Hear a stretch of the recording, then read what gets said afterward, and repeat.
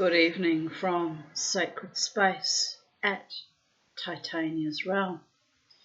It's 5:28 p.m. on the 21st of June 2025 and you're hearing or seeing me at my Sacred Space, Titania's Realm, Brisbane, Australia. I've been very busy. I bought a new cage for my Indian ringneck, my new Indian ringneck bird, because I wasn't happy about the cage he had. It was too difficult to clean. So I bought him a fabulous cage and I've been setting it up since yesterday. I've just finished an entire day of weaving copper wire just to cover this gap between the top and one of the back and front wall, because the salesman said there's a worry that they could get their head caught and hurt themselves. So I didn't think the gap was too big actually, but just to err on the side of caution, I put copper wire all along it and ended up being a very big task. I've only just finished that. So I'm a tad exhausted. But the delightful thing is, Kermie loves his new cage. I was worried he would sulk and not be happy, but it opens up on the top so they can sit, birds can sit on the top and be out in the room with you and on the little perch. And he straight away used that and he just looked down at me like the king of the roost, and I could tell he was very pleased about his new cage. And little Bo was looking quite depressed about still being stuck in his small, shitty little cage. It's not shitty, but I think it's a bit small for him. So I've made the decision this afternoon that I'm going to finish paying off Kermie's cage, which will take me, three or four fortnights, so about 8 weeks. And then I'll buy a bigger cage with a little cockatiel, because it's not fair that one gets a bigger cage and the other one doesn't. He was just sitting there all day looking at me like this. Like the equivalent of Birdie sulking. And I'm like, don't worry, it's coming, I'll get you a nice cage. I thought about putting him in Kermie's old cage, which will be, good size for him, but it's just so difficult to clean and old, and I thought, no, let's just get a new cage for both of them. It's just going to take a couple more months. But I might bring, because I put Kermie's old cage outside on the outdoor table to use as an outside cage, but I might bring it back in and just let little Bo have that cage, because I want them both to be comfortable. They can't go out walking around the neighbourhood with me like I used to do with Charlie, or walk through the forest. They can't free range with me. So I think they deserve to at least have good sized cages that they can spread their wings out and be a bit more mobile. Little Kermie, because he was out of his cage today, he actually flew around the room a fair bit, and I'm glad I moved the whatnot into the front room, because he still gets himself into mischief, but he didn't break anything, and there's not that much that's breakable left, and if it is broken it's not of any value, so I think it'll be fine. But and then he sat on top of little Bo's cage, because they're opposite species that kill each other. So he sat on top of Bo's cage and looked down at Bo quite intimidating, threateningly. Little Bo sat looking a little bit worried, and I actually had his cage door open, hoping that he might come out, but he didn't, and he was a bit scared, so I shut him back in. Yeah, Kermie was really, really running the roost in that back room today. He was loving his new cage. I'm so happy that he loves it, because I worried that, he'd go into some sort of grief mode, like they both went into grief mode when they moved here, having that change of environment and a new owner they don't know, and it was a bit of a shock to their little sister. So I was worried that they might get, another shock and be upset. But nope, Kermie took to it like a veritable duck to water. I even saw him on his swing that I bought him about 2-3 weeks ago. I wouldn't use the swing in the other cage. I don't know why, because I made it perfectly strong. I even put special new bolts and everything on that old cage and bolted it on properly, but wouldn't use it. But as soon as I hung it up in the new cage last night, he was sitting on it. I actually thought he was going to sleep on the swing. I thought, oh, that's not such a good idea. You sleep swinging, he might fall off. But he didn't stay on it. He went back to his normal perch when it was time to go to sleep, which is, appropriate.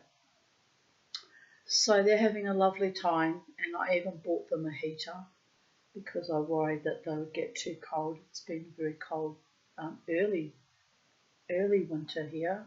It's not normally this cold in June. So all their needs are met, and I'm happy for them, and all my needs are met, and I'm happy for me too. And so I've been a busy little Vegemite, with my birds and installing the new cage and making sure everything's perfect. The only thing I'm annoyed about is the wheels that came with the cage that stupidly I put on. I shouldn't have bothered because they're not for the weight. They're tiny wheels, so it's hard to move it around, and they'll probably break very quickly too. So, and I looked in Bunnings, I couldn't get larger wheels to put on the cage because they go up on like a post to go into the leg of the cage. So I'll have to solder some kind of pipe that fits inside the legs of the cage onto, most of the wheels come with a square metal base that you screw on, but it's impossible to screw into the metal base of the cage is what I'm talking about. So I might have to get someone to weld some pipe on that will fit inside the legs of the cage, but weld it onto the square base and get round it that way. If that will work, I'm not even 100% sure, but that was the only disappointment, was the annoyance about the wheels. But apart from that, I love the cage. It looks really beautiful, and my bird loves it. And that's the main thing, isn't it? That the bird's comfortable and happy with his little roost. He literally ran the roost today, looking down. He even let me get quite close to him on a few occasions. I walked right past him. I was about that far away, and he didn't freak out like he usually does. So he's not tame, but he's just getting used to my presence and getting comfortable with me. So that's a good start too, having him a bit free ranging in the room, and then maybe one day he'll be comfortable to sit on my shoulder like little Charlie used to, and you don't know. Might end up being able to take him for walks around the block after all.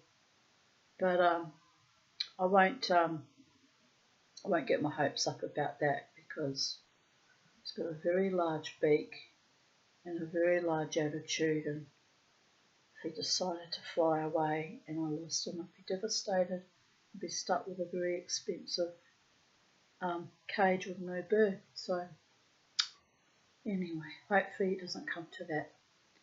So anyway, I couldn't decide which books to read to you. I thought we would continue with like the spiritual, psychological, mythical theme.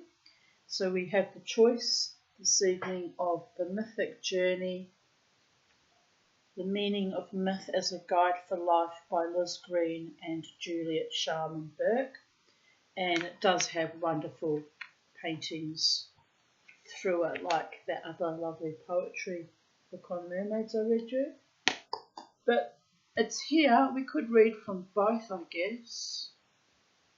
But or maybe we will. But I also feel called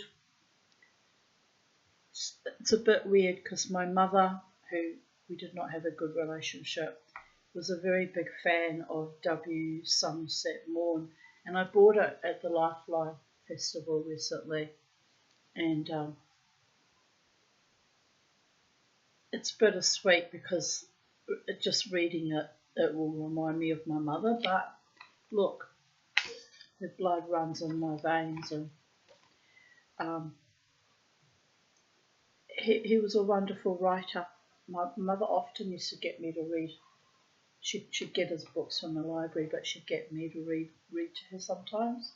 Mind you, she was always reading herself. Anyway, so I thought we would read short stories. There's 30 of them by Somerset Maugham. And I think I've decided on the hoof, as I do often, right on the hoof, spontaneously, chasing the wind, to start with Somerset Maugham. And that's what he looked like as an older man. It's hard to see though because there's a cast of blue light running across that. Anyway, let us begin, people. We'll just start from the first stories because that way I can keep track of where I'm up to if I chop and change and start reading the myths as well. The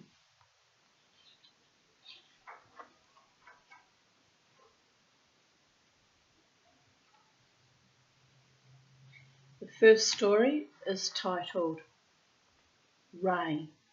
You'll notice I'm going to soft focus on my laptop again. I really loved making the video that I made 2 days ago, but it took a whole day to upload on YouTube from my new iPhone 16, which is problematic. It was lovely to see me, crisp and clear and visible, but it takes too long to upload the videos from my iPhone. I don't understand why that is. It's just absolute nonsense. It did eventually upload, but it took about 10 hours and I actually had to delete it twice and repost it, and it was just a nightmare. So I don't look too great, quite frankly, on the laptop camera, on the laptop videos. However, the audio is good enough, and I can publish it on YouTube much quicker, usually within an hour, maybe 2 at the most. So less stress inducing for me. So, and anyway, you don't need to see every pimple and every wrinkle and every blush and flush and gush. So we'll carry on, people. I mean, you have to laugh. Right. Rain. It was nearly bedtime, and when they awoke next morning, land would be in sight. Dr. McPhail lit his pipe and, leaning over the rail, searched the heavens for the Southern Cross. After 2 years at the front and a wound that had taken longer to heal than it should, he was glad to settle down quietly at Apia for 12 months at least, and he felt already better for the journey. Since some of the passengers were leaving the ship next day at Pago Pago, they had had a little dance that evening, and in his ears hammered still the harsh notes of the mechanical piano.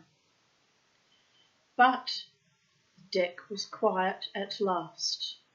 A little way off he saw his wife in a long chair talking with the Davidsons, and he strolled over to her. Don't you dare, David Davidson. It's like I'm haunted every which way, even when he's not around. It's absurdist, isn't it? Oh well, there you go, a little in-joke from the multiverse.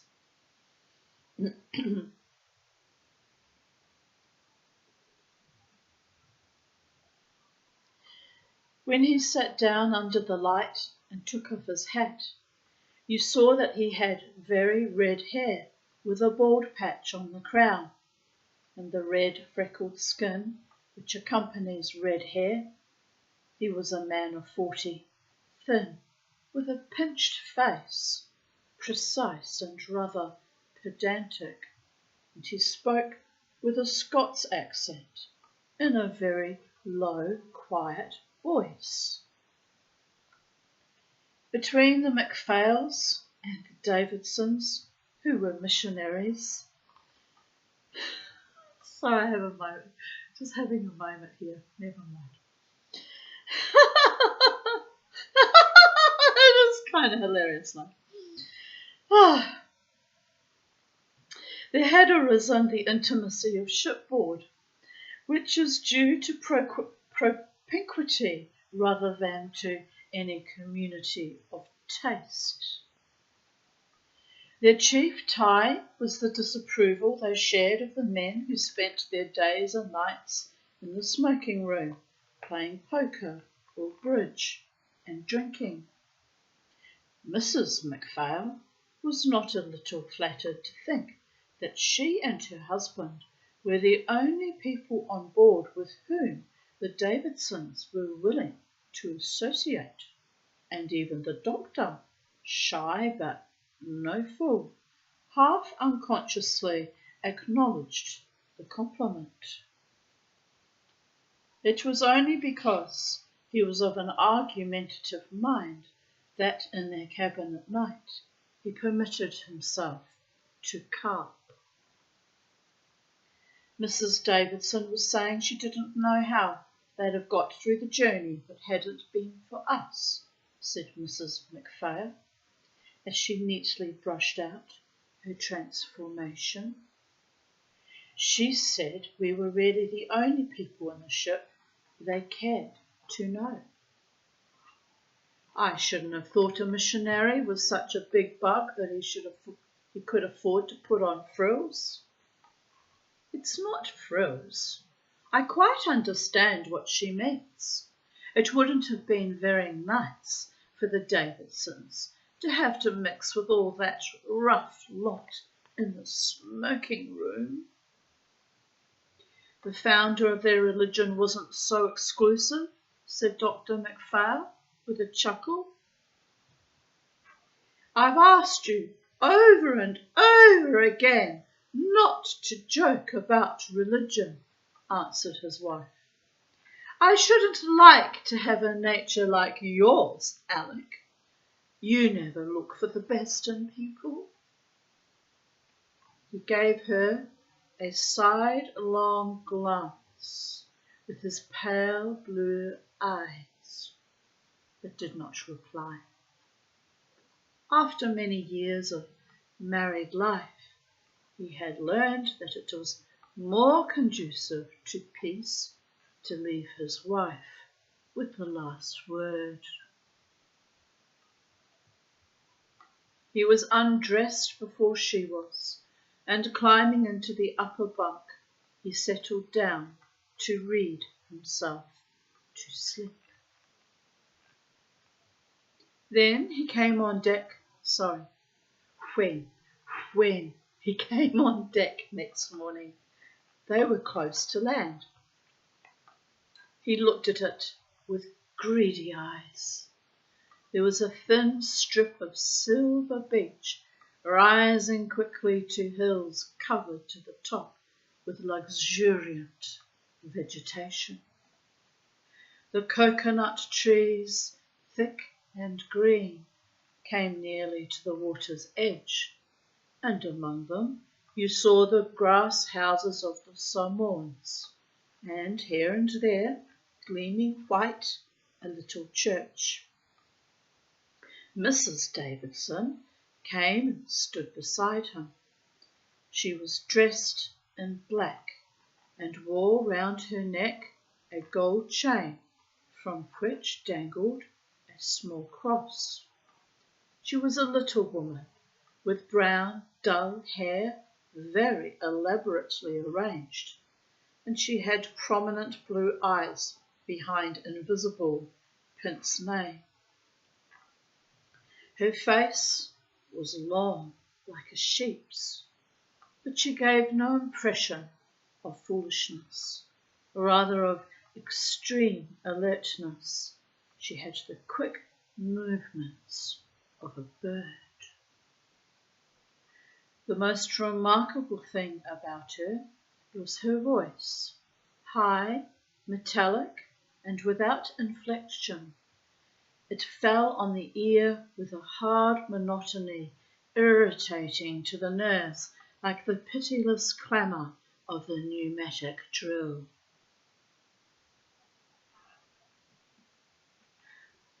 "This must seem like home to you," said Dr. MacPhail, with his thin, difficult smile. "Ours are low islands, you know, not like these.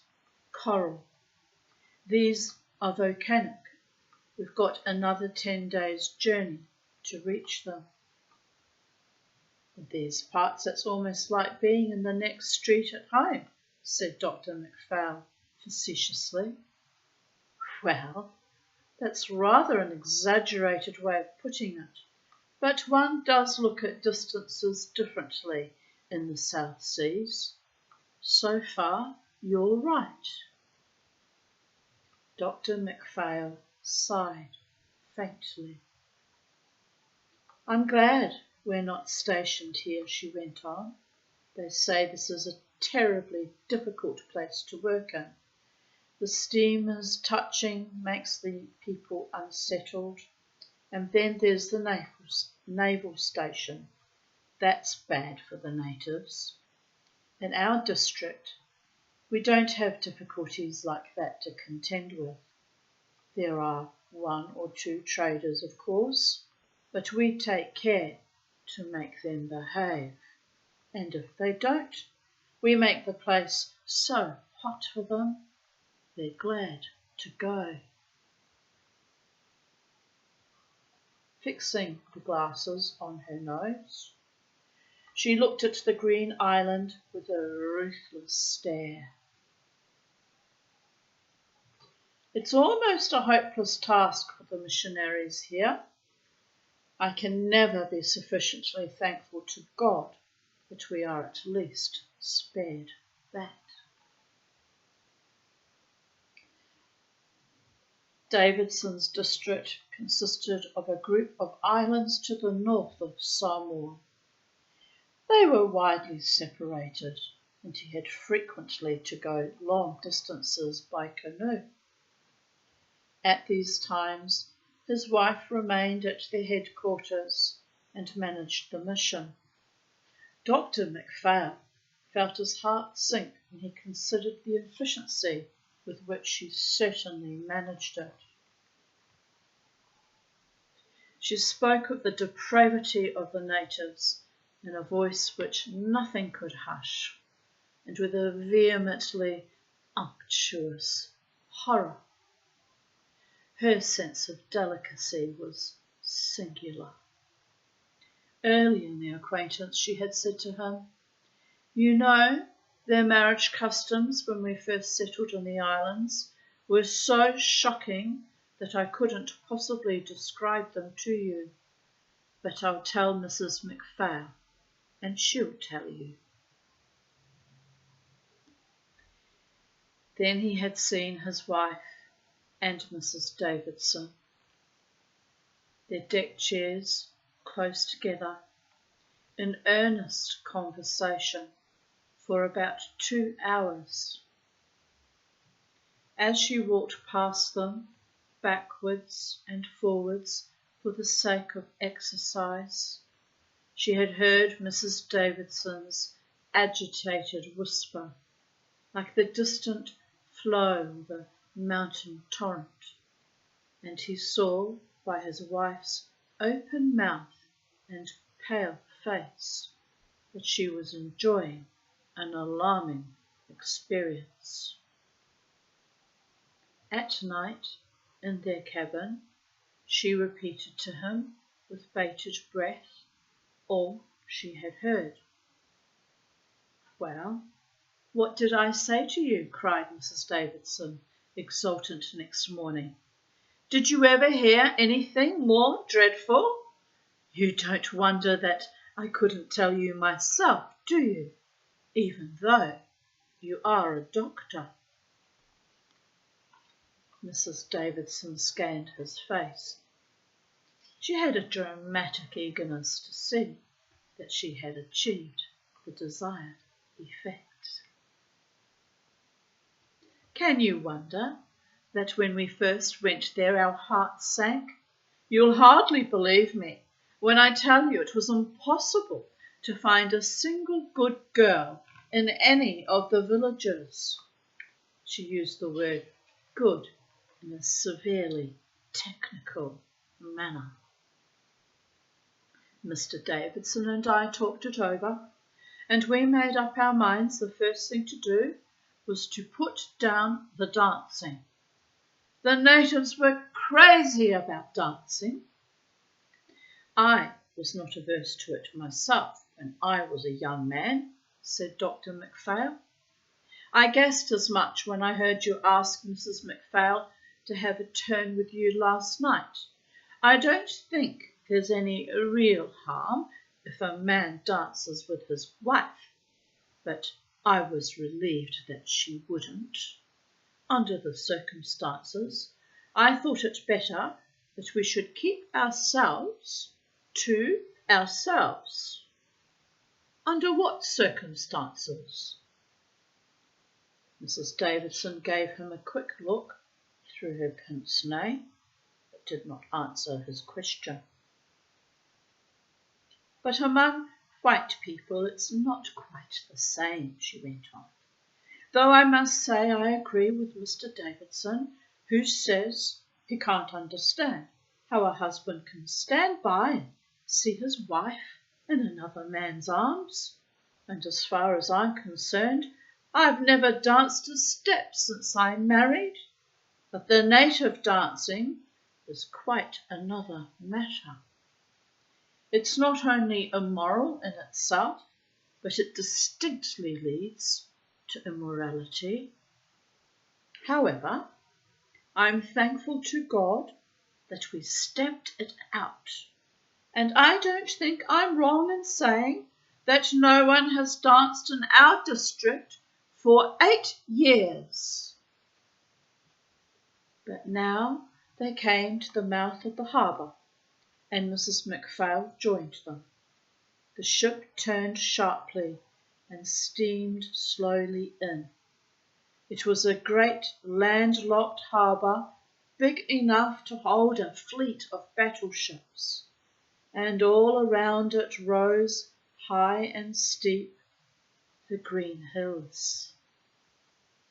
Near the entrance, getting such breeze as blew from the sea, stood the governor's house in a garden. The stars and stripes dangled languidly from a flagstaff. They passed 2 or 3 trim bungalows and a tennis court, and then they came to the quay with its warehouses. Mrs. Davidson pointed out the schooner, moored 200 or 300 yards from the side, which was to take them to Apia. There was a crowd of eager, noisy and good-humoured natives, come from all parts of the island, some from curiosity, others to barter with the travellers on their way to Sydney, and they brought pineapples and huge bunches of bananas, tapa cloths, necklaces of shells or shark's teeth, kava bowls, and models of war canoes. American sailors, neat and trim, clean-shaven and frank of face, sauntered among them, and there was a little group of officials. While their luggage was being landed, the McPhails and Mrs. Davidson watched the crowd. Dr. McPhail looked at the yawls from which most of the children and the young boys seemed to suffer, disfiguring sores like torpid ulcers, and his professional eyes glistened when he saw, for the first time in his experience, cases of elephantiasis, men going about with a huge, heavy arm or dragging along a grossly disfigured leg. Men and women wore the lava. "It's a very indecent costume," said Mrs. Davidson. "Mr. Davidson thinks it should be prohibited by law. How can you expect someone to be moral when they wear nothing but a strip of red cotton round their loins?" "It's suitable enough to the climate," said the doctor, wiping the sweat off his head.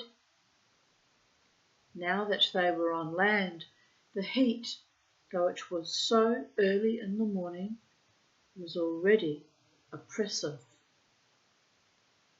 Closed in by its hills, not a breath of air came in to Pago Pago. Was it Pago Pago?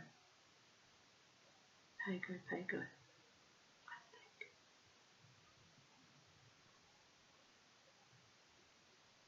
My Auntie Rachel, who wasn't my biological aunt but a family friend who came from American Samoa, would be rolling in the grave right now going, "Tanya, have you learnt nothing?" But anyway, she'll forgive me because she was a devout Mormon.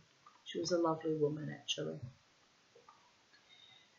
"In our islands," Mrs. Davidson went on in her high-pitched tones, "we've practically eradicated the lava. A few old men still continue to wear it, but that's all. The women have all taken to the Mother Hubbard, and the men wear trousers and singlets. At the beginning of our stay, Mr. Davidson said in one of his reports, Sorry's having a wee moment here.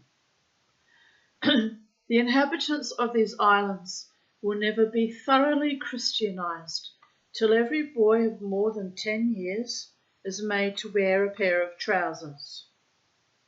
But Mrs. Davidson had given 2 or 3 of her bird-like glances at heavy grey clouds that came floating over the mouth of the harbour.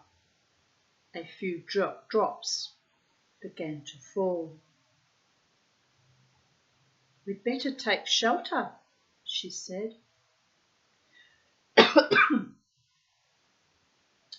They made their way with all the crowd to a great shed of corrugated, distracted by Yoda.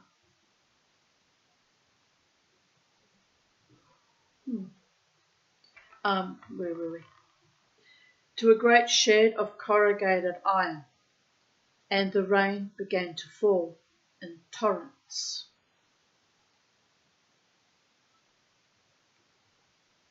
They stood there for some time, and then were joined by Mr. Davidson. He had been polite enough to the MacPhails during the journey, but he had not his wife's sociability and had spent much of his time reading.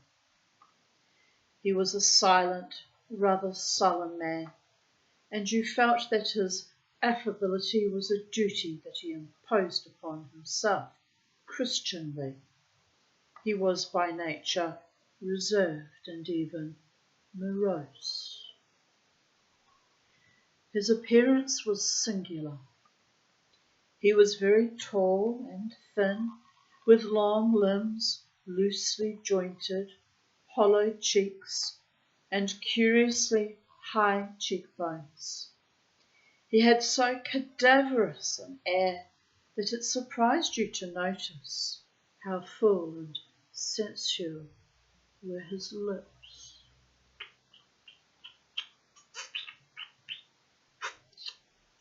Couldn't help myself.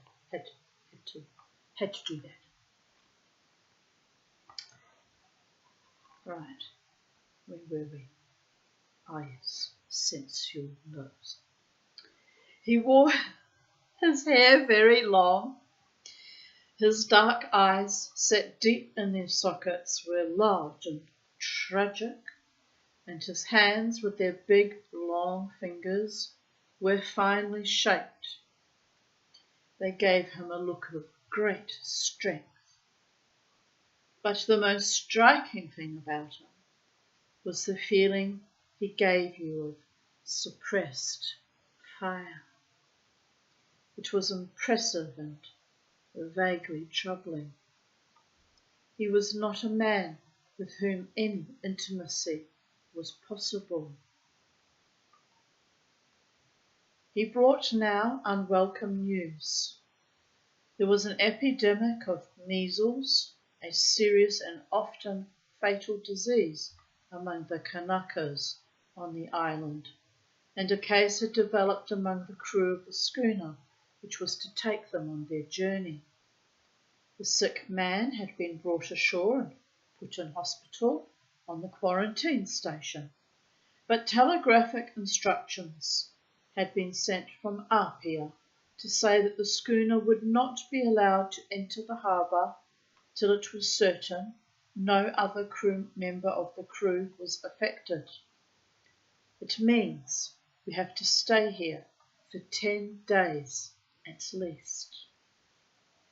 But I'm urgently needed at Apia, said Dr. McPhail. That can't be helped. If no more cases develop on board, the schooner will be allowed to sail with white passengers, but all native traffic is prohibited for 3 months. Is there a hotel here? Asked Mrs. McPhail. Davidson gave a low chuckle. There's not. What shall we do then? I've been talking to the governor. There's a trader along the front who has rooms that he rents, and my proposition is that, as soon as the rain lets up, we should go along there and see what we can do. Don't expect comfort. You've just got to be thankful if we get a bed to sleep on and a roof over our heads. But the rain showed no signs of stopping, and at length, with umbrellas and waterproofs, they set out. There was no town, but merely a group of official buildings, a store or two, and at the back, among the coconut trees and plantains, a few native dwellings. The house they sought was about 5 minutes' walk from the wharf. It was a frame house of 2 stories, with broad verandas on both floors and a roof of corrugated iron. The owner was a half-caste named Horn, with a native wife surrounded by little brown children, and on the ground floor he had a store where he sold canned goods and cottons. The rooms he showed them were almost bare of furniture. In the McPhails there was nothing but a poor worn bed with a ragged mosquito net, a rickety chair and a washstand. They looked round with dismay. The rain poured down without ceasing. I'm not going to unpack more than we actually need, said Mrs. McPhail. Mrs. Davidson came into the room as she was unlocking a portmanteau. She was very brisk and alert. The cheerless surroundings had no effect on her. If you'll take my advice, you'll get a needle and cotton and start right in to mend that mosquito net, she said, or you'll not be able to get a wink of sleep tonight. Will they be very bad? Asked Dr. McPhail. This is the season for them. When you're asked to a party at Government House at Apia, you'll notice that all the ladies are given a pillow slip to put their their lower extremities in.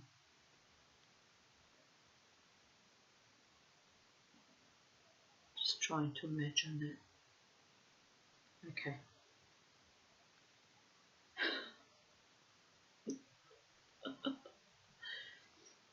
I wish the rain would stop for a moment, said Mrs. McPhail.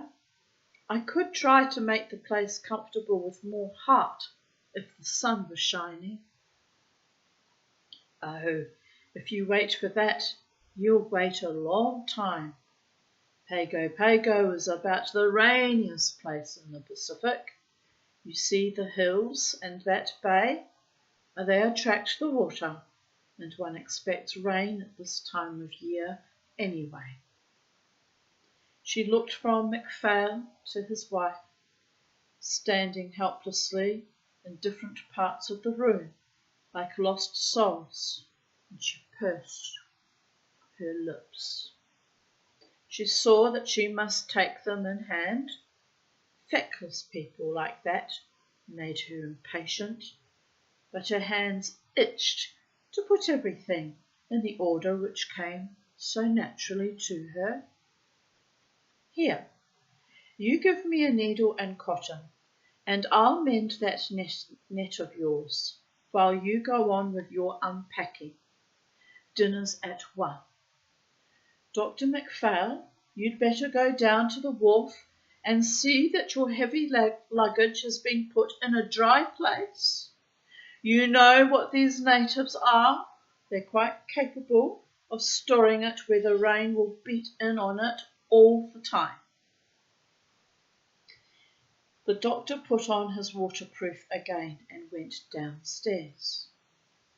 At the door, Mr. Horn was standing in conversation with the quartermaster of the ship they had just arrived in, and a second-class passenger whom Dr. McPhail had seen several times on board.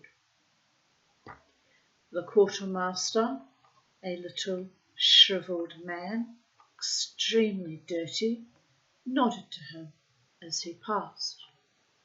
This is a bad job about the measles, Doc, he said. I see you fixed yourself up already. Dr. McPhail thought he was rather familiar, but he was a timid man, and he did not take offence easily. Yes, we've got a room upstairs. Miss Thompson was sailing with you to Apia, so I've brought her along here. The quartermaster pointed with his thumb to the woman standing by his side. She was 27, perhaps, plump, and in a coarse fashion, pretty. She wore a white dress and a large white hat. Her fat calves and white cotton stockings bulged over the tops of long white boots and glacé kid. She gave McPhail an ingratiating smile.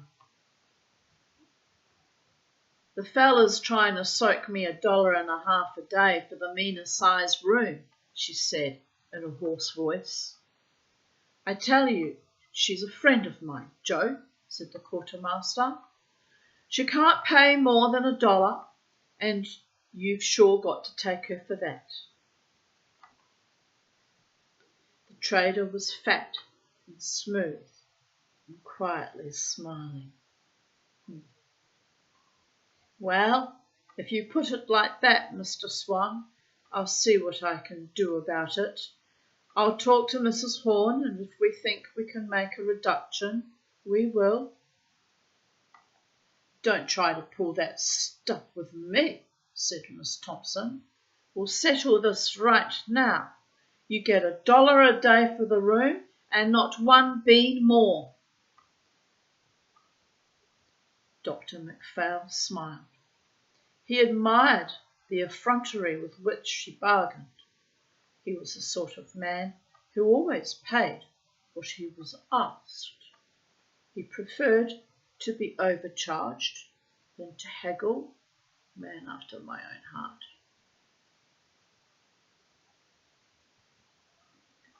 The trader sighed. Well, to oblige Mr. Swan, I'll take it. That's the goods, said Miss Thompson. Come right in and have a shot of hooch. I've got some real good rye in that grip, if you'll bring it along, Mr. Swan. You come along too, Doctor. Oh, I don't think I will, thank you, he answered. I'm just going down to see that our luggage is all right. He stepped out into the rain. It swept in from the opening of the harbour in sheets, and the opposite shore was all blurred. He passed 2 or 3 natives clad in nothing but the lava, with huge umbrellas over them. They walked finely with leisurely movements, very upright, and they smiled and greeted him in a strange tongue as they went by. It was nearly dinner time when he got back, and their meal was laid in the trader's parlour. It was a room designed not to live in, but for purposes of prestige, and it had a musty, melancholy air. A suite of stamped plush was arranged neatly round the walls, and from the middle of the ceiling, protected from the flies by yellow tissue paper, hung a gilt chandelier. Davidson did not come. I know he went to call on the governor, said Mrs. Davidson, and I guess he's kept him to dinner. A little native girl brought them a dish of hamburger steak, and after a while the trader came up to see that they had everything they wanted. I see we have a fellow lodger, Mr. Horn, said Dr. MacPhail. She's taken a room, that's all, answered the trader. She's getting her own board. He looked at the 2 ladies with an obsequious air. I put her downstairs, so she shouldn't be in the way. She won't be any trouble to you. Is it someone who was on the boat? Asked Mrs. MacPhail. Yes, ma'am. She was in the 2nd cabin. She was going to Apia. She has a position as cashier waiting for her. Oh. When the trader was gone, MacPhail said, I shouldn't think she'd find it exactly cheerful having her meals in her room. If she was in the 2nd cabin, I guess she'd rather, answered Mrs. Davidson. I don't exactly know who it can be. I happened to be there when the quartermaster brought her along. Her name's Thompson. It's not the woman who was dancing with the quartermaster last night? Asked Mrs. Davidson. That's who it must be, said Mrs. MacPhail. I wondered at the time what she was. She looked rather fast to me. Not good style at all, said Mrs. Davidson. They began to talk of other things, and after dinner, tired with their early rise, they separated and slept. When they awoke, though the sky was still grey, the clouds hung low, it was not raining, and they went for a walk on the high road which the Americans had built along the bay. On their return, they found that Davidson had just come in.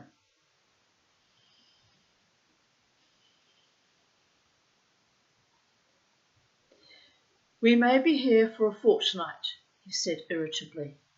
I've argued it out with the governor, but he says there is nothing to be done. Mr. Davidson's just longing to get back to his work, said his wife, with an anxious glance at him. We've been away for a year, he said, walking up and down the veranda. The mission has been in charge of native missionaries, and I'm terribly nervous that they've let things slide. They're good men. I'm not saying anything, I'm not saying a word against them. God-fearing, devout, and truly Christian men. Their Christianity would put many so-called Christians at home to the blush, but they're pitifully lacking in energy. They can make a stand once, they can make a stand twice, but they can't make a stand all the time. If you leave a mission in charge of a native missionary, no matter how trustworthy he seems, in course of time you'll find he's let abuses creep in. Mr. Davidson stood still. With his tall, spare form and his great eyes flashing out of his pale face, he was an impressive figure.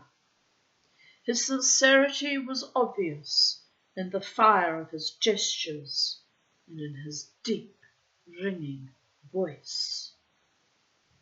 I expect I'll have my work cut out for me. I shall act, and I shall act promptly. If the tree is rotten, it shall be cut down and cast into the flames. And in the evening, after the high tea, which was their last meal, while they sat in the stiff parlour, the ladies working and Dr. MacPhail smoking his pipe, the missionary told them of his work in the islands. When we went there, they had no sense of sin at all, he said. They broke the commandments one after the other and never knew they were doing wrong. And I think that was the most difficult part of my work, to instill into the natives the sense of sin.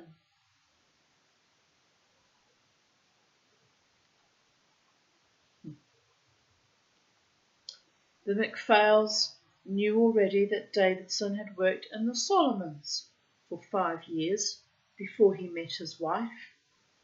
She had been a missionary in China, and they had become acquainted in Boston, where they were both spending part of their leave to attend a missionary congress.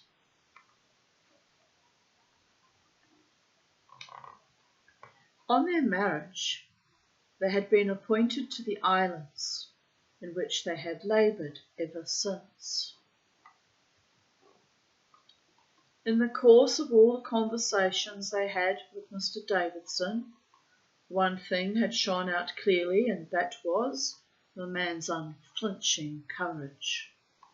He was a medical missionary, and he was liable to be called at any time to one or other of the islands in the group.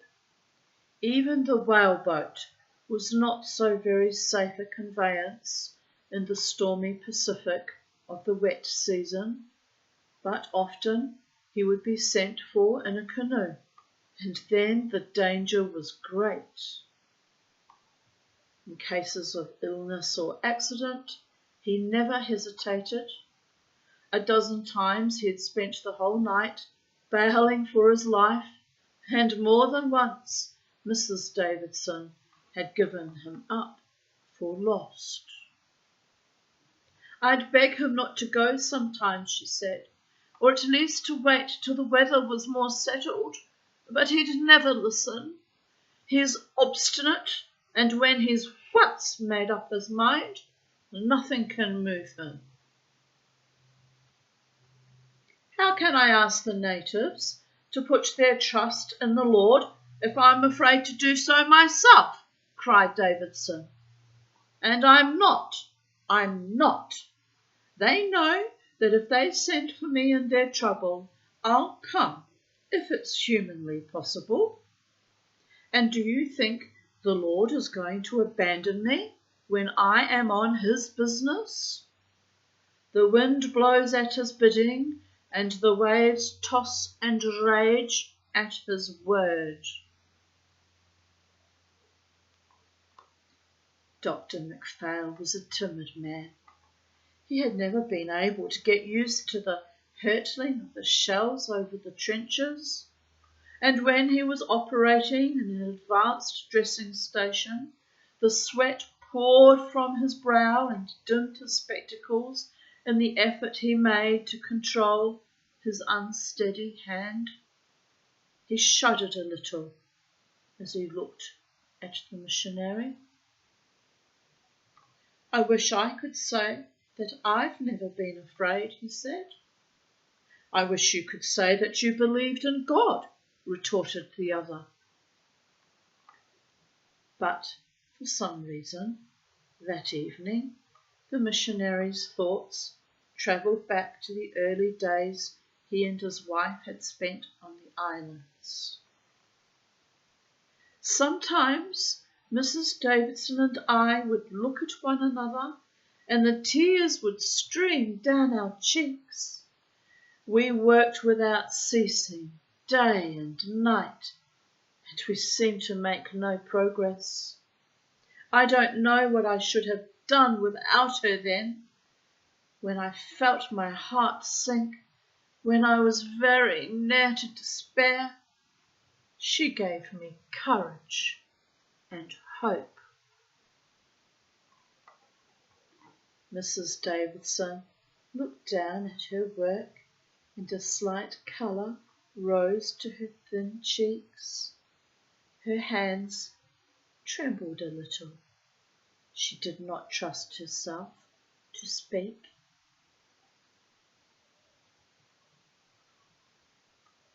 We had no one to help us. We were alone, thousands of miles from any of our own people, surrounded by darkness.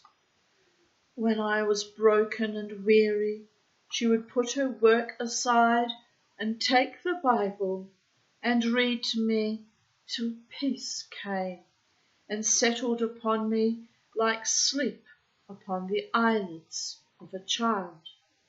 And when at last she closed the book, she'd say, "We'll save them in spite of themselves." And I felt strong again in the Lord, and I answered, "Yes, with God's help, I'll save them. I must save them."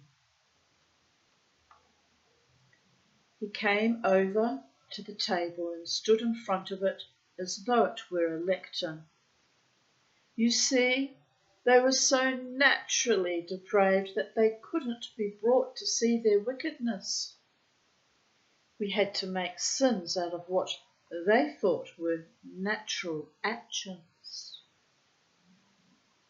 We had to make it a sin not only to commit adultery and to lie and thieve, but to expose their bodies and to dance and not to come to church.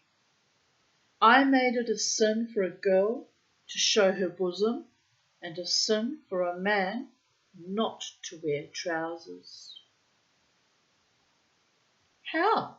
asked Dr. MacPhail, not without surprise. "I instituted fines. Obviously, the only way to make people realise that an action is sinful is to punish them if they commit it. I fined them if they didn't come to church, and I fined them if they danced. I fined them if they were improperly dressed. I had a tariff, and every sin had to be paid for, either in money or work. And at last I made them understand." He enslaved them in real terms. Colonialist mentality, but that's how it was done back in the day. That's how it was done. "But did they never refuse to pay?" "How could they?" asked the missionary. "It would be a brave man who tried to stand up against Mr. Davidson," said his wife, tightening her lips. Dr. MacPhail looked at Davidson with troubled eyes. What he heard shocked him, but he hesitated to express his disapproval. You must remember that in the last resort I could expel them from their church membership. Did they mind that? Davidson smiled a little and gently rubbed his hands. They couldn't sell their copra. When the men fished, they got no share of the catch. It meant something very like starvation. Yes, they minded quite a lot. Tell him about Fred Olson, said Mrs. Davidson. The missionary fixed his fiery eyes on Dr. MacPhail. Fred Olson was a Danish trader who had been in the islands a good many years. He was a pretty rich man, as traders go, and he wasn't very pleased when we came. You see, he'd had things very much his own way. He paid the natives what he liked for their copra, and he paid in goods and whisky. He had a native wife, but he was flagrantly unfaithful to her. He was a drunkard. I gave him a chance to mend his ways, but he wouldn't take it. He laughed at me. Davidson's voice fell to a deep bass as he said the last words, and he was silent for a minute or two.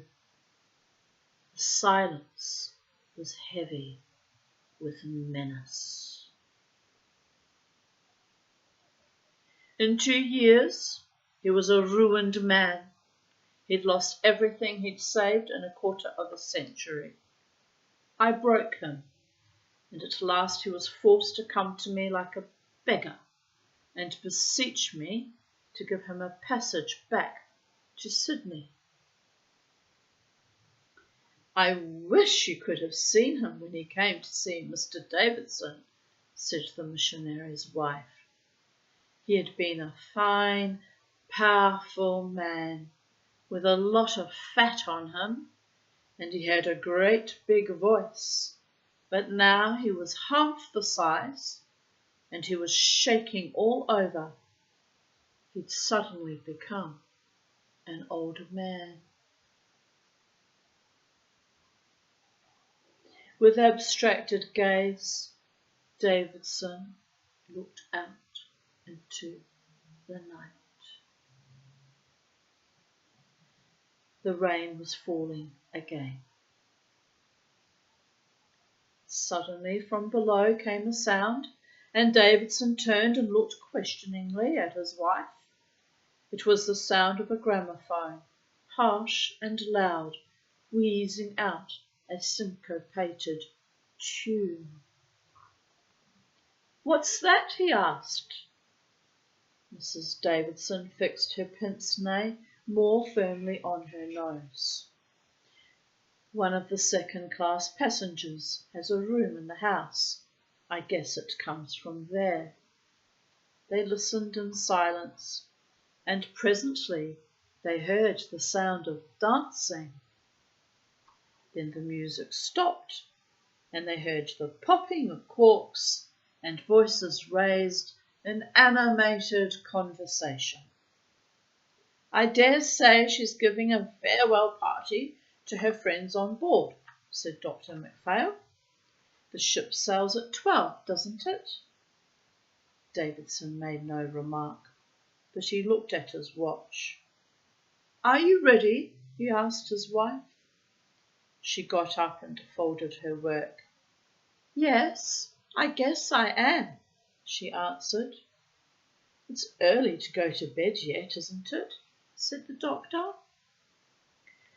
We have a good deal of reading to do, explained Mrs. Davidson. Wherever we are, we read a chapter of the Bible before retiring for the night, and we study it with the commentaries, you know, and discuss it thoroughly. It's a wonderful training for the mind. The two couples bade one another good night. Dr. and Mrs. MacPhail were left alone. For 2 or 3 minutes they did not speak. "I think I'll go and fetch the calves," the doctor said at last. Mrs. MacPhail looked at him doubtfully. Her conversation with the Davidsons had left her a little uneasy, but she did not like to say that she thought they'd better not play cards when the Davidsons might come in at any moment. Dr. MacPhail brought them, and she watched him, though with a vague sense of guilt, while he laid out his patience. Below, the sound of revelry continued. It was fine enough next day, and the MacPhails, condemned to spend a fortnight of idleness at Pago Pago, set about making the best of things. They went down to the quay and got out of their boxes a number of books. The doctor called on the chief surgeon of the Naval Hospital and went round to the beds with him. They left cards on the governor. They passed Miss Thompson on the road. The doctor took off his hat and she gave him a "Good morning, Doc," in a loud, cheerful voice. She was dressed as on the day before, in a white frock, and her shiny white boots with their high heels, her fat legs bulging over the tops of them, were strange things on that exotic scene. "I don't think she's very suitably dressed, I must say," said Mrs. MacPhail. "She looks extremely common to me." When they got back to their house, she was on the veranda playing with one of the trader's dark children. "Say a word to her," Dr. MacPhail whispered to his wife. "She's all alone here, and it seems rather unkind to ignore her." Mrs. MacPhail was shy, but she was in the habit of doing what her husband bade her. "I think we're fellow lodgers here," she said, rather foolishly. "Terrible, ain't it, being cooped up in a one-horse burg like this?" answered Miss Thompson. "And they tell me I'm lucky to have gotten a room. I don't see myself living in a native house, and that's what some have to do. I don't know why they don't have a hotel." They exchanged a few more words. Miss Thompson, loud-voiced and garrulous, was evidently quite willing to gossip, but Mrs. MacPhail had a poor stock of small talk, and presently she said, "Well, I think we must go upstairs." In the evening, when they sat down to their high tea, Davidson, on coming in, said, "I see that woman downstairs has a couple of sailors sitting there. I wonder how she's gotten acquainted with them." "She can't be very particular," said Mrs. Davidson. They were all rather tired after the idle, aimless day. "If there's going to be a fortnight of this, I don't know what we shall feel like at the end of it," said Dr. MacPhail. "The only thing to do is to portion out the day to different activities," answered the missionary. "I shall set aside a certain number of hours to study and a certain number to exercise, rain or fine. In the wet season, you can't afford to pay any attention to the rain, and a certain number to recreation." Dr. MacPhail looked at his companion with misgiving. Davidson's programme oppressed him. They were eating hamburger steak again. It seemed the only dish the cook knew how to make. Then below, the gramophone began. Davidson started nervously when he heard it, but said nothing. Men's voices floated up. Miss Thompson's guests were joining in a well-known song, and presently they heard her voice too, hoarse and loud. There was a good deal of shouting and laughing. The four people upstairs, trying to make conversation, listened despite themselves to the clink of glasses and the scrape of chairs. More people had evidently come. Miss Thompson was giving a party. "I wonder how she gets them all in," said Mrs. MacPhail, suddenly breaking into a medical conversation between the missionary and her husband. It showed whither her thoughts were wandering. The twitch of Davidson's face proved that, though he spoke of scientific things, his mind was busy in the same direction. Suddenly, while the doctor was giving some experience of practice on the Flanders front, rather prosily, he sprang to his feet with a cry. "What's the matter, Alfred?" asked Mrs. Davidson. "Of course, it never occurred to me. She's out of Iwelei. She can't be. She came on board at Honolulu. It's obvious. And she's carrying on her trade here. Here!" He uttered the last word with a passion of indignation. "What's Iwelei?" asked Mrs. MacPhail. He turned his gloomy eyes on her, and his voice trembled with horror. The plague spot of Honolulu, the red light district. It was a blot on our civilization. Iwelei was on the edge of the city. You went down side streets by the harbour in the darkness, across a rickety bridge, till you came to a deserted road, all ruts and holes, and then suddenly you came out into the light. There was parking room for motors on each side of the road, and there were saloons, tawdry and bright, each one noisy with its mechanical piano, and there were barbers' shops and tobacconists. There was a stir in the air and a sense of expectant gaiety. You turned down a narrow alley, either to the front or to the left, for the road divided Iwelei into two parts, and you found yourself in the district.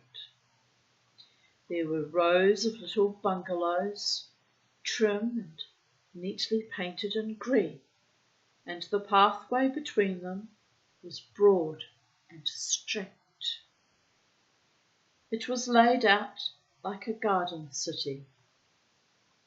In its respectable regularity, its order and spruceness, it gave an impression of sardonic horror, for never can the search for love have been so systematized and ordered.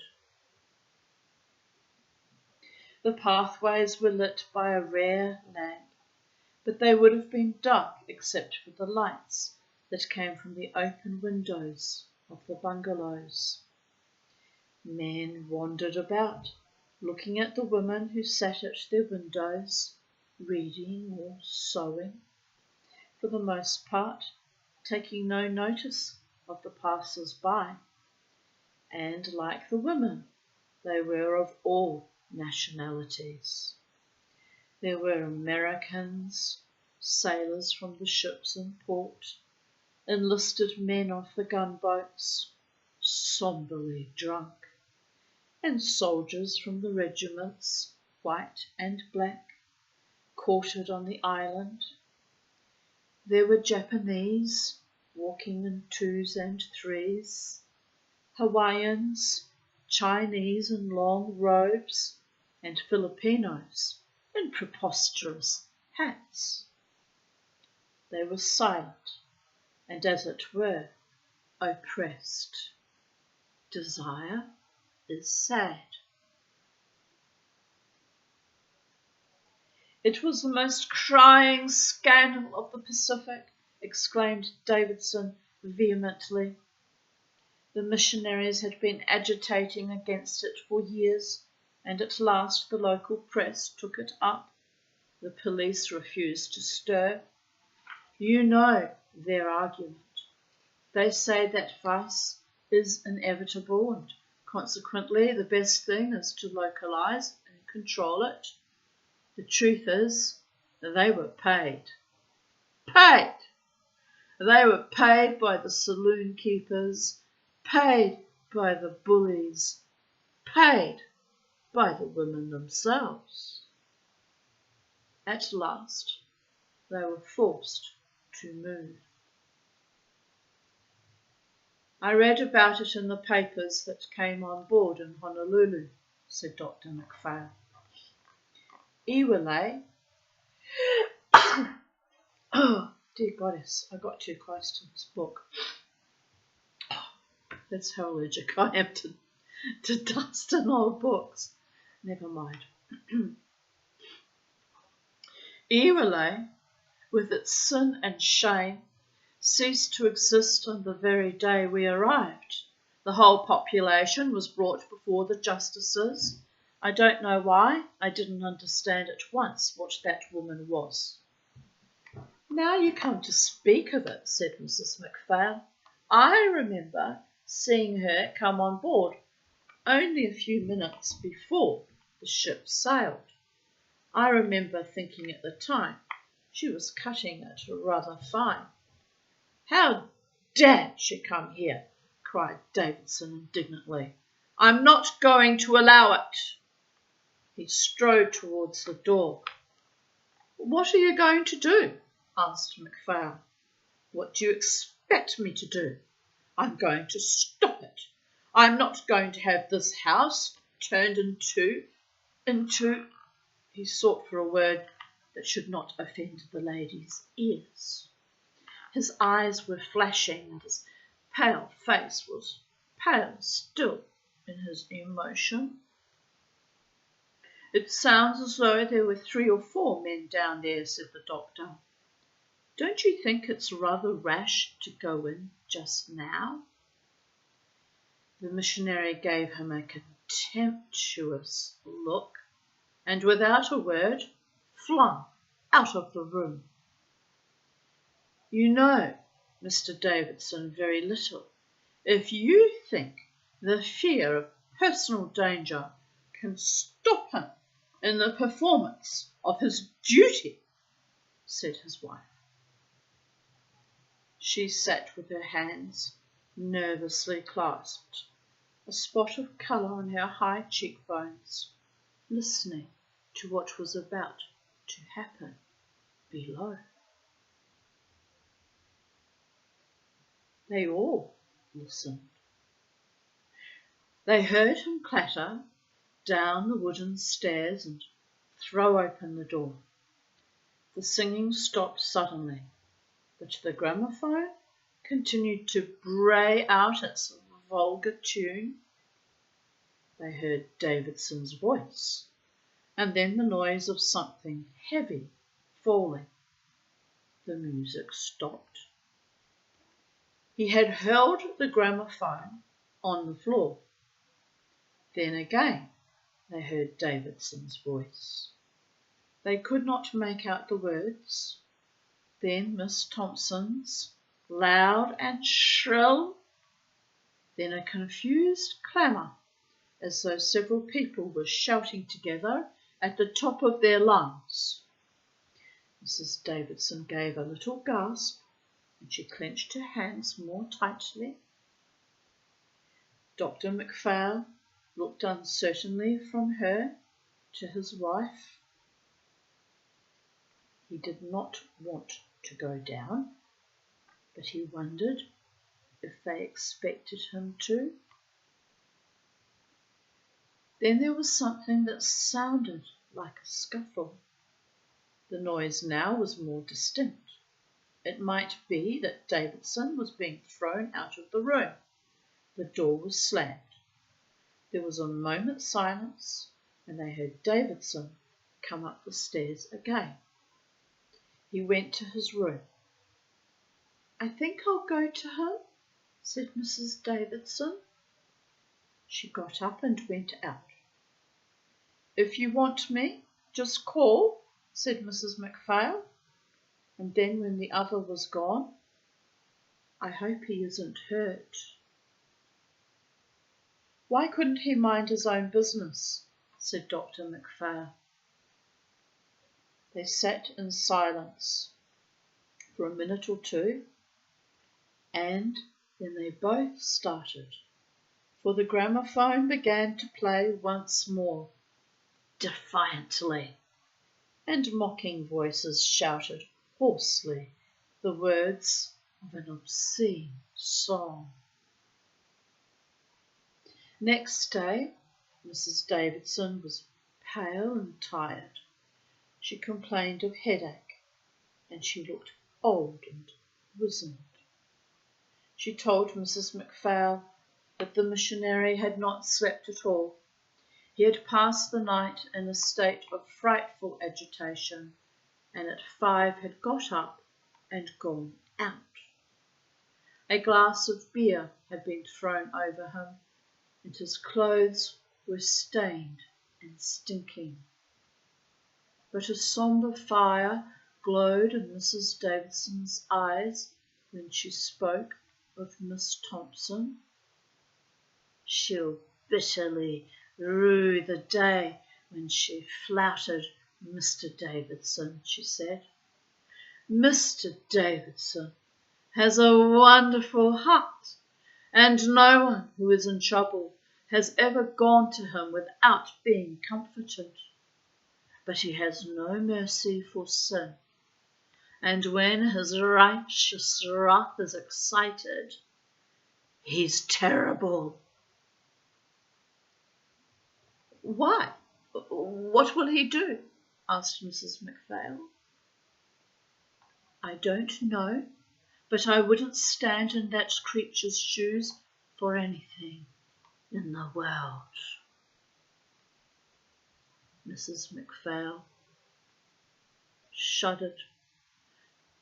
There was something positively alarming in the triumphant assurance of the little woman's manner. They were going out together that morning, and they went down the stairs side by side. Miss Thompson's door was open, and they saw her in a bedraggled dressing gown, cooking something in a chafing dish. "Good morning," she called. "Is Mr. Davidson better this morning?" They passed her in silence, with their noses in the air, as if she did not exist. They flushed, however, when she burst into a shout of derisive laughter. Mrs. Davidson turned on her suddenly. "Don't you dare speak to me," she screamed. "If you insult me, I shall have you turned out of here. Say, did I ask Mr. Davidson to visit with me?" "Don't answer her," whispered Mrs. MacPhail hurriedly. They walked on till they were out of earshot. "She's brazen, brazen!" burst from Mrs. Davidson. Her anger almost suffocated her. And on their way home they met her strolling towards the quay. She had all her finery on. Her great white hat, with its vulgar showy flowers, was an affront. She called out cheerily to them as she went by, and a couple of American sailors who were standing there grinned as the ladies set their faces to an icy stare. They got in just before the rain began to fall again. "I guess she'll get her fine clothes spoilt," said Mrs. Davidson with a bitter sneer. Davidson did not come in till they were halfway through dinner. He was wet through, but he would not change. He sat morose and silent, refusing to eat more than a mouthful, and he stared at the slanting rain.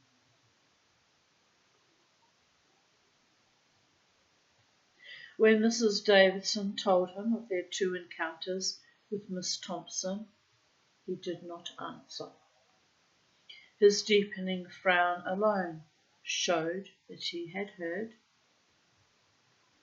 "Don't you think we ought to make Mr. Horn turn her out of here?" asked Mrs. Davidson. "We can't allow her to insult us." "There doesn't seem to be any other place for her to go," said MacPhail. "She can live with one of the natives." In weather like this, a native hut must be a rather uncomfortable place to live in. "I lived in one for years," said the missionary. When the little native girl brought in the fried bananas, which formed the sweet they had every day, Davidson turned to her. "Ask Miss Thompson when it would be convenient for me to see her," he said. The girl nodded shyly and went out. "What do you want to see her for, Alfred?" asked his wife. "It's my duty to see her. I won't act till I've given her every chance. You know what she is. She'll insult you." "Let her insult me. Let her spit on me. She has an immortal soul, and I must do all that is in my power to save it." Mrs. Davidson's ears rang still with the harlot's mocking laughter. "She's gone too far." "Too far for the mercy of God?" His eyes lit up suddenly, and his voice grew mellow and soft. "Never. The sinner may be deeper in sin than the depth of hell itself, but the love of the Lord Jesus can reach him still." The girl came back with a message. "Miss Thompson's compliments, and as long as Rev. Davidson doesn't come in business hours, she'll be glad to see him any time." The party received it in stony silence, and Dr. MacPhail quickly effaced from his lips the smile which had come upon them. He knew his wife would be vexed with him if he found Miss Thompson's effrontery amusing. They finished the meal in silence. When it was over, the 2 ladies got up and took their work. Mrs. MacPhail was making another of the innumerable comforters which she had turned out since the beginning of the war, and the doctor lit his pipe, but Davidson remained in his chair and with abstracted eyes stared at the table. At last he got up and without a word went out of the room. They heard him go down, and they heard Miss Thompson's defiant "Come in" when he knocked at the door. He remained with her for an hour, and Dr. MacPhail watched the rain It was beginning to get on his nerves. It was not like soft English rain that drops gently on the earth. It was unmerciful and somehow terrible. He felt in it the malignancy of the primitive powers of nature. It did not pour, it flowed. It was like a deluge from heaven, and it rattled on the roof of corrugated iron with a steady persistence that was maddening. It seemed to have a fury of its own, and sometimes you felt that you must scream if it did not stop, and then suddenly you felt powerless, as though your bones had suddenly become soft and you were miserable and hopeless. MacPhail turned his head when the missionary came back. The two women looked up. "I've given her every chance. I have exhorted her to repent. She is an evil woman." He paused, and Dr. MacPhail saw his eyes darken and his pale face grow hard and stern. "Now I shall take the whips with which the Lord Jesus drove the usurers and the money changers out of the temple of the Most High." He walked up and down the room. His mouth was close set, his black brows were frowning. "If she fled to the uppermost parts of the earth, I should pursue her." With a sudden movement, he turned round and strode out of the room. They heard him go downstairs again. "What is he going to do?" asked Mrs. MacPhail. "I don't know." Mrs. Davidson took off her pince-nez and wiped them. "When he is on the Lord's work, I never ask him questions." She sighed a little. "What is the matter?"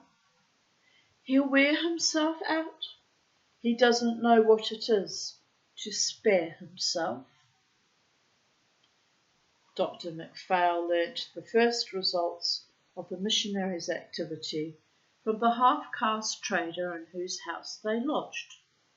He stopped the doctor when he passed the store and came out to speak to him on the stoop. His fat face was worried.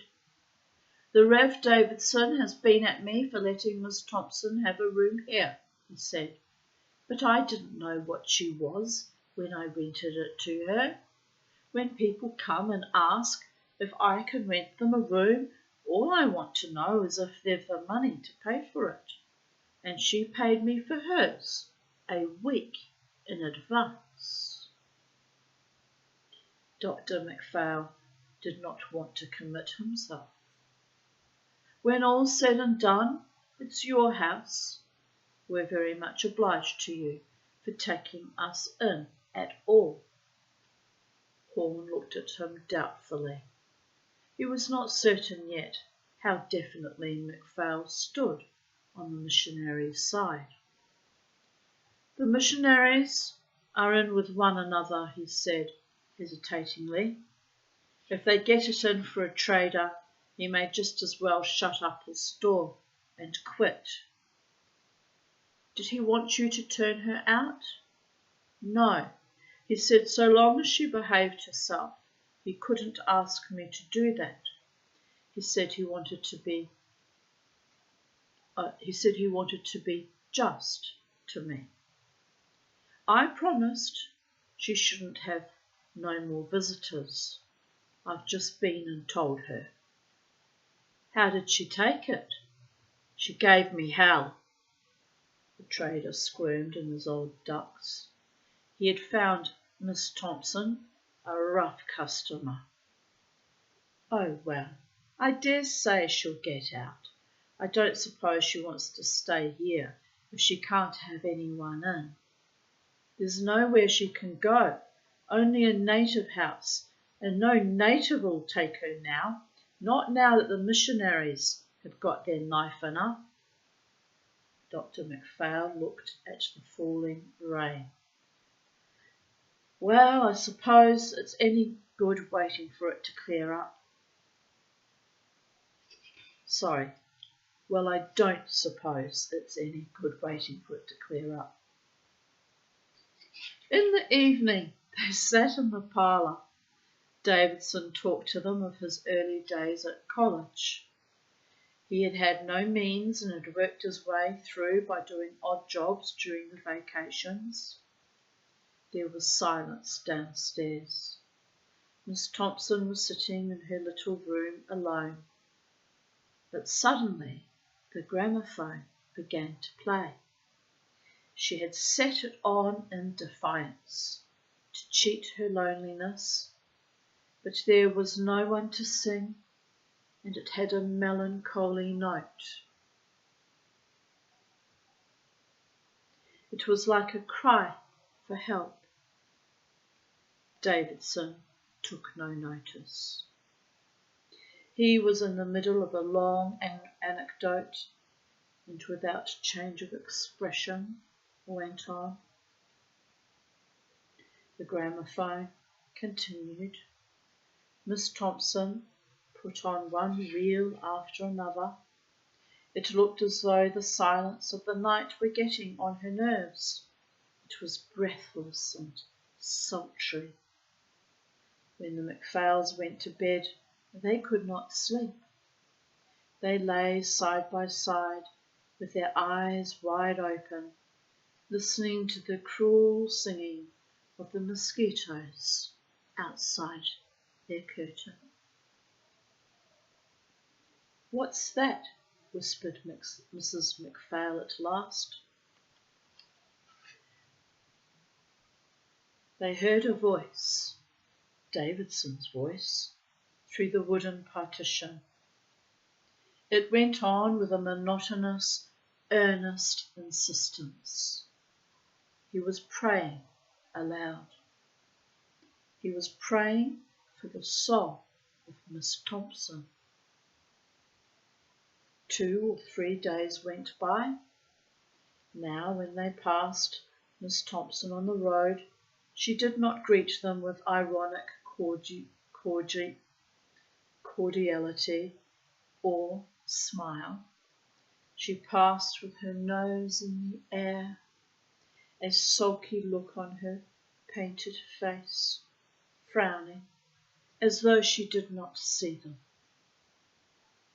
The trader told MacPhail that she had tried to get lodging elsewhere, but had failed. In the evening she played through the various reels of her gramophone, but the pretence of mirth was obvious now.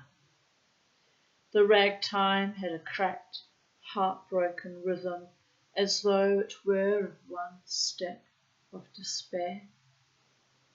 When she began to play on Sunday, Davidson sent Maugham to beg her to stop at once, since it was the Lord's Day. The reel was taken off and the house was silent, except for the steady pattering of the rain on the iron roof. "I think she's getting a bit worked up," said the trader next day to MacPhail. "She don't know what Mr. Davidson's up to, and it makes her scared." MacPhail had caught a glimpse of her that morning, and it struck him that her arrogant expression had changed. There was in her face a hunted look. The half-caste gave him a sidelong glance. "I suppose you don't know what Mr. Davidson is doing about it?" he hazarded. "No, I don't." It was singular that Horn should ask him that question, for he also had the idea that the missionary was mysteriously at work. He had an impression that he was weaving a net around the woman, carefully, systematically, and suddenly, when everything was ready, would pull the strings tight. "He told me to tell her," said the trader, "that if at any time she wanted him, she only had to send, and he'd come." "What did she say when you told her that?" "She didn't say nothing. I didn't stop. I just said what he said I was to, and then I bet it. I thought she might be going to start weeping." "I have no doubt the loneliness is getting on her nerves," said the doctor. "And the rain, that's enough to make anyone jumpy," he continued irritably. "Doesn't it ever stop in this confounded place?" "It goes on pretty steady in the rainy season. We have 300 inches in the year. You see, it's the shape of the bay. It seems to attract the rain from all over the Pacific." "Damn the shape of the bay," said the doctor. He scratched his mosquito bites. He felt very short-tempered. When the rain stopped and the sun shone, it was like a hothouse, seething, humid, sultry, breathless. And you had a strange feeling that everything was growing with a savage violence. The natives, blithe and childlike by reputation, seemed then, with their tattooing and their dyed hair, to have something sinister in their appearance. And when they pattered along at your heels with their naked feet, you looked back instinctively. You felt they might at any time come behind you swiftly and thrust a long knife between your shoulder blades. You could not tell what dark thought lurked behind their wide-set eyes. They had a little the look of ancient Egyptians painted on a temple wall, and there was about them the terror of what is immeasurably old.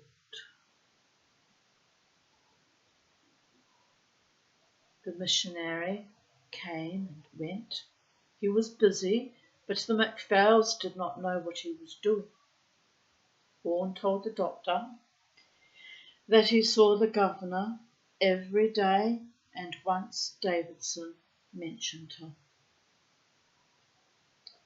"He looks as if he had plenty of determination," he said. "But when you come down to brass tacks, he has no backbone." "I suppose that means he won't do exactly what you want," suggested the doctor facetiously. The missionary did not smile. "I want him to do what's right. It shouldn't be necessary to persuade a man to do that. But there may be differences of opinion about what is right. If a man had a gangrenous foot, would you have patience with anyone who hesitated to amputate it? Gangrene is a matter of fact. And evil?" What Davidson had done soon appeared. The four of them had just finished their midday meal, and they had not yet separated for the siesta which the heat imposed on the ladies and on the doctor. Davidson had little patience with the slothful habit. The door was suddenly flung open and Miss Thompson came in. She looked round the room and then went up to Davidson. "You low-down skunk! What have you been saying about me to the governor?" She was spluttering with rage. There was a moment's pause. Then the missionary drew forward a chair. "Won't you be seated, Miss Thompson? I've been hoping to have another talk with you. You poor low-life bastard." She burst into a torrent of insult, foul and insolent. Davidson kept his grave eyes on her. "I'm indifferent to the abuse you think fit to heap on me, Miss Thompson," he said, "but I must beg you to remember that ladies are present." Tears by now were struggling with her anger. Her face was red and swollen, as though she were choking. "What has happened?" asked Dr. McPhail. "A fella's just been in here, and he says I've got to beat it on the next boat." Was there a gleam in the missionary's eyes? His face remained impassive.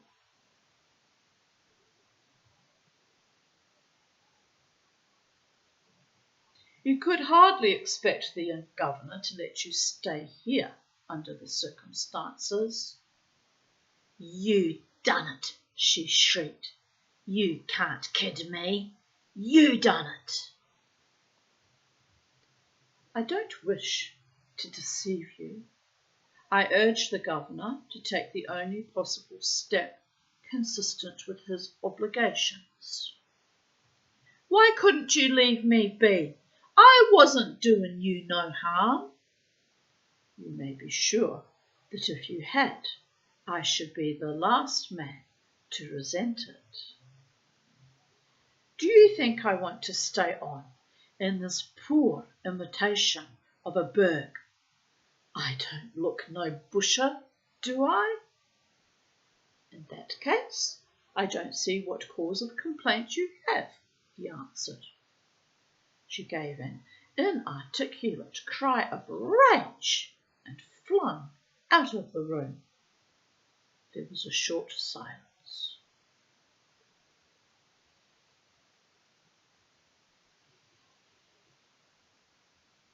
"It's a relief to know that the governor has acted at last," said Davidson finally.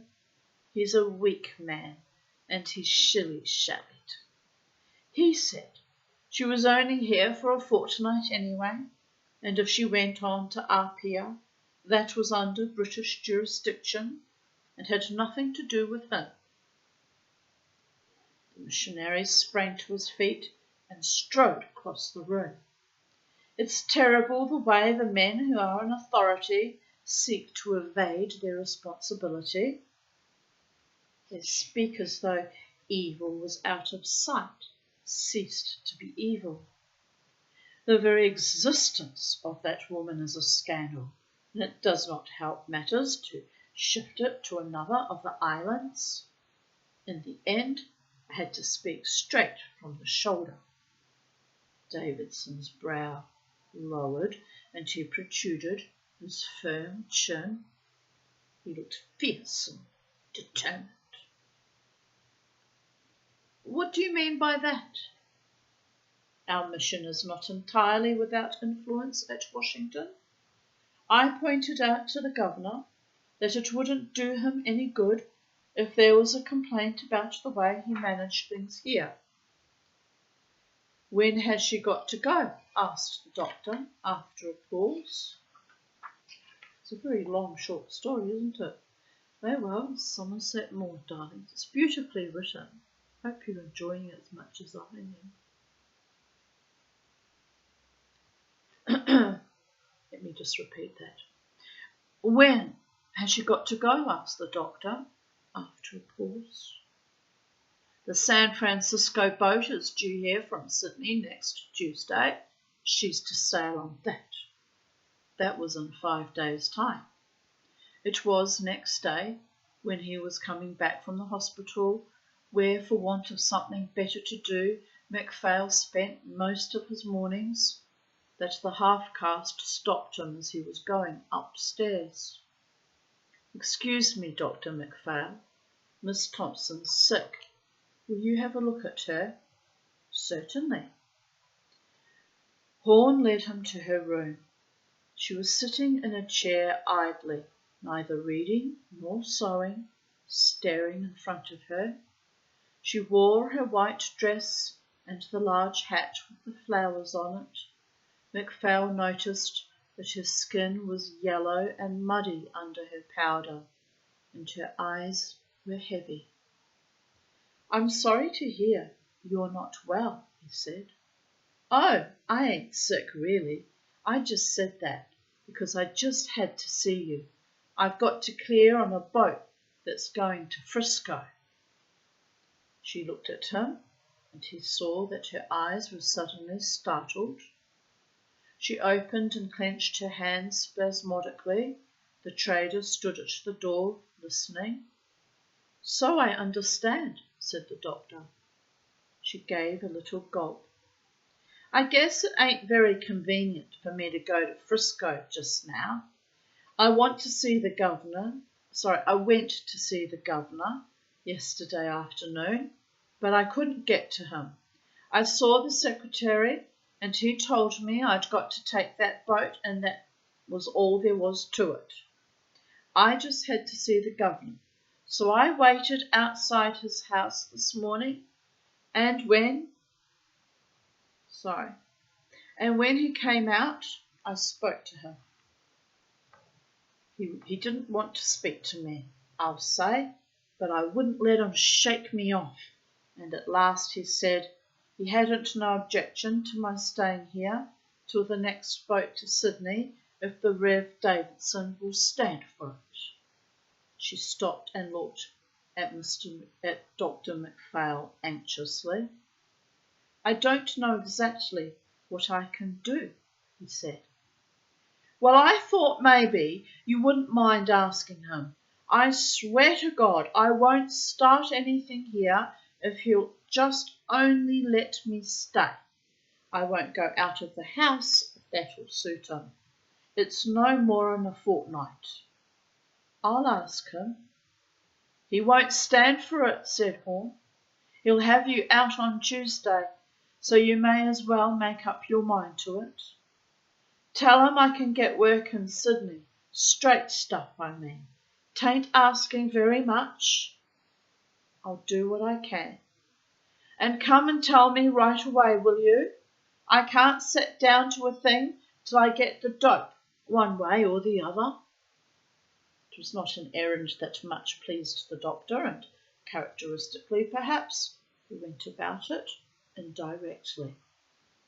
He told his wife what Miss Thompson had said to him, and asked her to speak to Mrs. Davidson.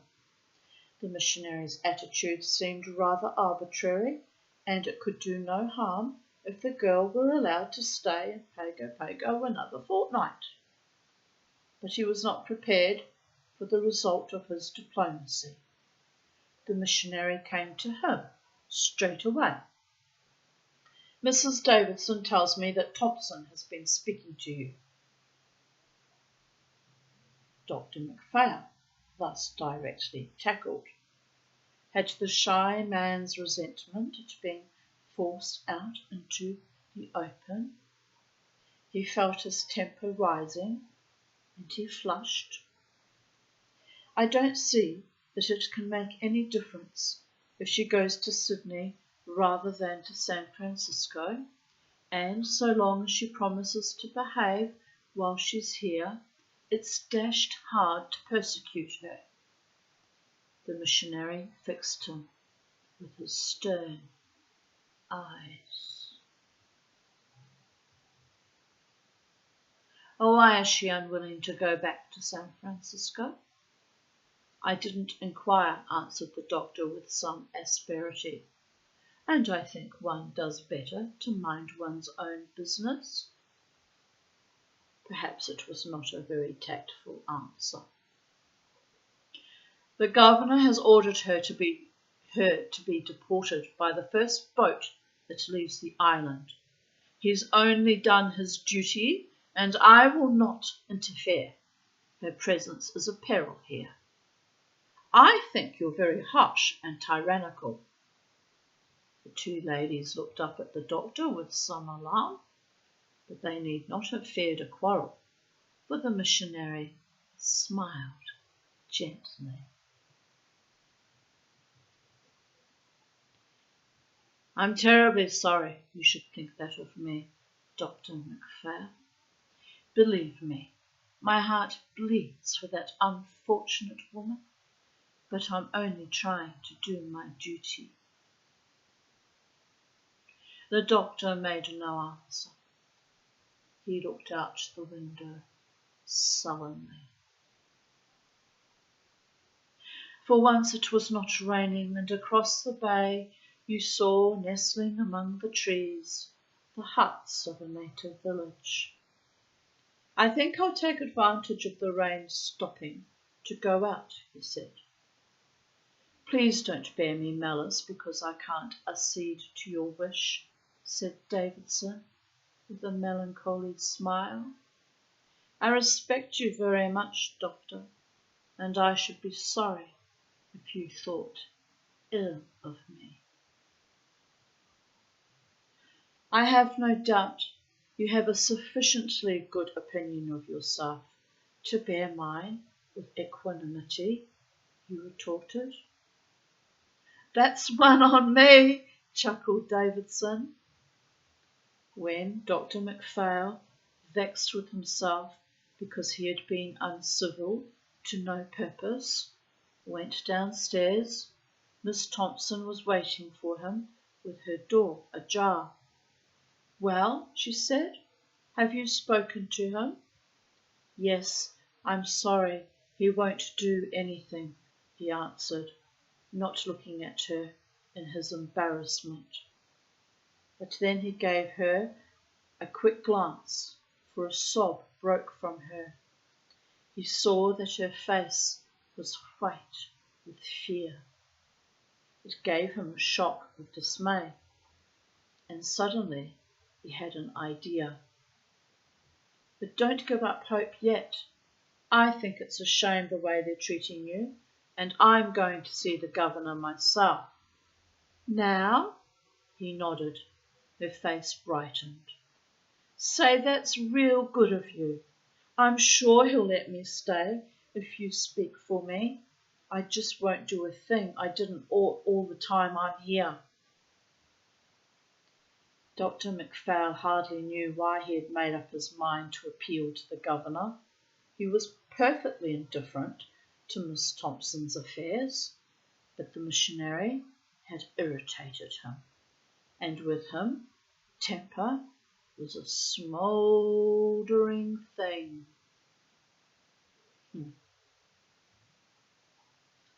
He found the governor at home. He was a large, handsome man, a sailor with a grey toothbrush moustache, and he wore a spotless uniform of white drill. I've come to see you about a woman who's lodging in the same house as we are, he said. Her name's Thompson. I guess I've heard nearly enough about her, Dr. MacPhail, said the governor, smiling. I've given her the order to get out next Tuesday, and that's all I can do. I wanted to ask you if you couldn't stretch a point and let her stay here till the boat comes in from San Francisco so that she can go to Sydney. I will guarantee her good behaviour. The governor continued to smile, but his eyes grew small and serious. I'd be very happy to oblige you, Dr. MacPhail, but I've given the order, and it must stand.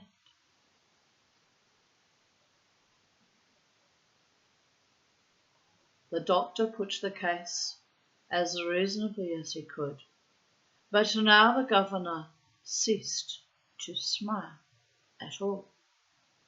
He listened sullenly with averted gaze. McPhail saw that he was making no impression. "I'm sorry to cause any lady inconvenience, but she'll have to sail on Tuesday, and that's all there is to it. But what difference can it make? Pardon me, Doctor, but I don't feel called upon to explain my official actions except to the proper authorities." McPhail looked at him shrewdly. He remembered Davidson's hint that he had used threats, and in the governor's attitude he read a singular embarrassment. "Davidson's a damned busybody," he said hotly. "Between ourselves, Dr. McPhail, I don't say that I formed a very favourable opinion of Mr. Davidson, but I am bound to confess that he was within his rights in pointing out to me the danger that the presence of a woman of Miss Thompson's character was to a place like this, where a number of enlisted men are stationed among a native population." He got up, and Dr. McPhail was obliged to do so too. "I must ask you to excuse me. I have an engagement. Please give my respects to Mrs. McPhail." The doctor left him crestfallen. He knew that Miss Thompson would be waiting for him, and unwilling to tell her himself that he had failed, he went into the house by the back door and sneaked up the stairs as though he had something to hide. At supper he was silent and ill at ease, but the missionary was jovial and animated. Dr. McPhail thought his eyes rested on him now and then with triumphant good humour. It struck him suddenly that Davidson knew of his visit to the governor and of its ill success. But how on earth could he have heard of it? There was something sinister about the power of that man. After supper he saw Vaughan on the veranda and, as though to have a casual word with him, went out. "She wants to know if you've seen the governor," the trader whispered. "Yes, he wouldn't do anything. I'm awfully sorry. I can't do anything more. I knew he wouldn't. They daren't go against the missionaries." "What are you talking about?" said Davidson affably, coming up to join them. "I was just saying there was no chance of your getting over to Apia for at least another week," said the trader glibly. He left them and the two men returned into the parlour.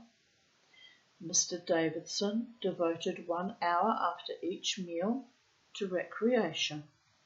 Presently a timid knock was heard at the door. "Come in," said Mrs. Davidson in her sharp voice. The door was not opened.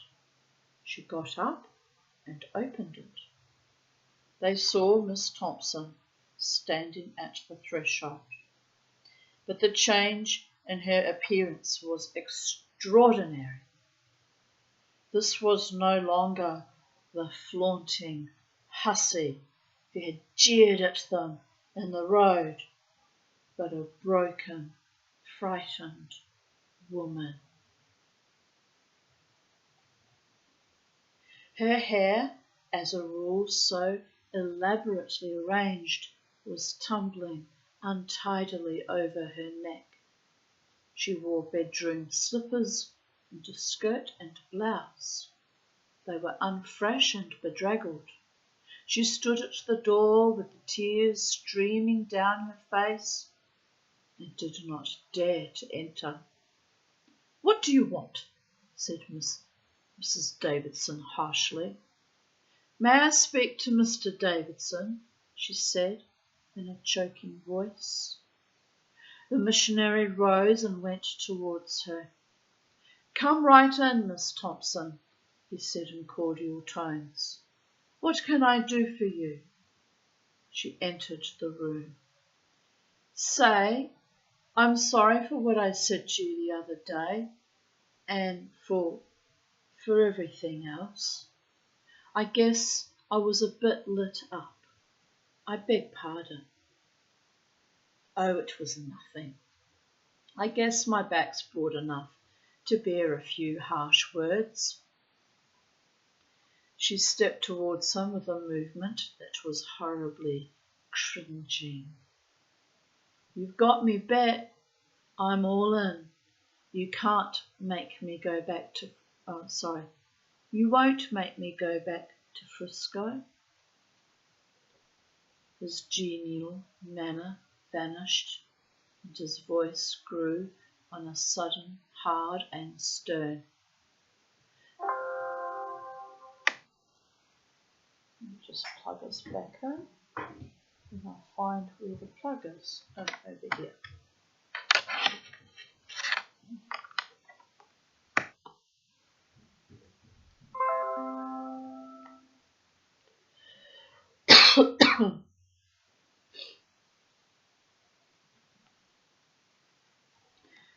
Well, why don't you want to go back there? She cowered before him. I guess my people live there. I don't want them to see me like this. I'll go anywhere else, you say. Why don't you want to go back to San Francisco? I've told you. He leaned forward, staring at her, and his great shining eyes seemed to try to bore into her soul.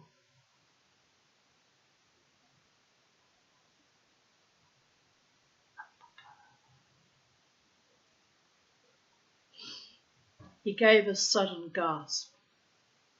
The penitentiary! She screamed and then fell at his feet, clasping his legs.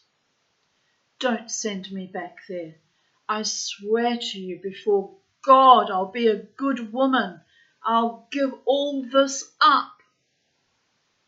She burst into a torrent of confused supplication, and the tears coursed down her painted cheeks. He leaned over her and, lifting her face, forced her to look at him. Is that it? The penitentiary? I bet it before they could get me, she gasped. If the bulls grab me, it's 3 years for me.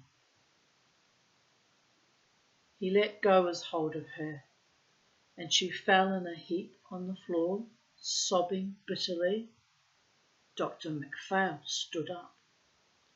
This alters the whole thing, he said.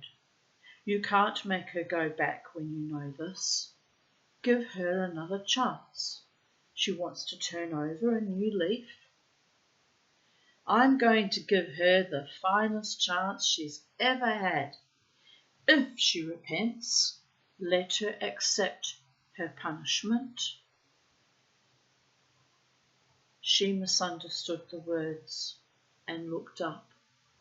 There was a gleam of hope in her eyes, in her heavy eyes. You'll let me go? No, you shall sail for San Francisco on Tuesday. She gave a groan of horror and then burst into low, hoarse shrieks which sounded hardly human, and she bet her head passionately on the ground. Dr. MacPhail sprang to her and lifted her up. Come on, you mustn't do that. You'd better go to your room and lie down. I'll get you something." He raised her to her feet, and partly dragging her, partly carrying her, got her downstairs. He was furious with Mrs. Davidson and with his wife because they made no effort to help. The half-caste was standing on the landing, and with his assistance he managed to get her on the bed. She was moaning and crying. She was almost insensible. He gave her a hypodermic injection. He was hot and exhausted when he went upstairs again. "I've got her to lie down." The two women and Davidson were in the same positions as when he had left them. They could not have moved or spoken since he went. "I was waiting for you," said Davidson in a strange, distant voice. "I want you all to pray with me for the soul of our erring sister." He took the Bible off a shelf and sat down at the table at which they had supped. It had not been cleared, and he pushed the teapot out of the way. In a powerful voice, resonant and deep, he read to them the chapter in which is narrated the meeting of Jesus Christ with the woman taken in adultery. "Now kneel with me and let us pray for the soul of our dear sister, Sadie Thompson." He burst into a long, passionate prayer in which he implored God to have mercy on the sinful woman. Mrs. MacPhail and Mrs. Davidson knelt with covered eyes. The doctor, taken by surprise, awkward and sheepish, knelt too. The missionary's prayer had a savage eloquence. He was extraordinarily moved, and as he spoke, the tears ran down his cheeks. Outside, the pitiless rain fell steadily with a fierce malignity that was all too human. At last he stopped. He paused for a moment and said, "We will now repeat the Lord's Prayer." They said it, and then, following him, they rose from their knees. Mrs. Davidson's face was pale and restful. She was comforted and at peace, but the MacPhails felt suddenly bashful. They did not know which way to look. "I'll just go down and see how she is now," said Dr. MacPhail. When he knocked at her door, it was opened for him by Horn. Miss Thompson was in a rocking chair, sobbing quietly. "What are you doing there?" exclaimed MacPhail. "I told you to lie down." "I can't lie down. I want to see Mr. Davidson." "My poor child, what do you think is the good of it? You'll never move him." "He said he'd come if I sent for him." MacPhail motioned to the trader. "Go and fetch him." He waited with her in silence while the trader went upstairs. Davidson came in. "Excuse me for asking you to come here," she said, looking at him somberly. "I was expecting you to send for me. I knew the Lord would answer my prayer." They stared at one another for a moment, and then she looked away. She kept her eyes averted when she spoke. "I've been a bad woman.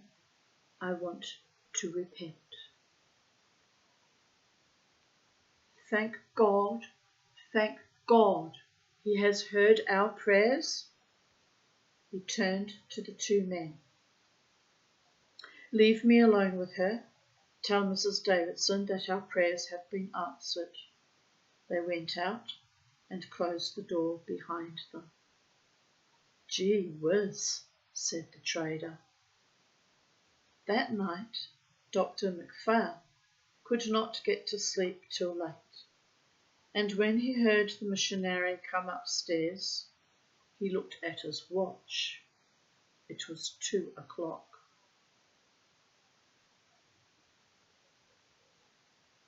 But even then, he did not go to bed at once, for through the wooden partition that separated their rooms, he heard him praying aloud till he himself, exhausted, fell asleep.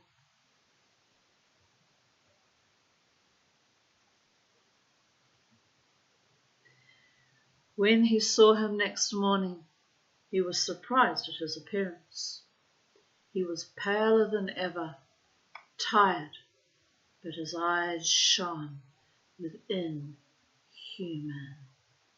fire. It looked as though he were filled with an overwhelming joy.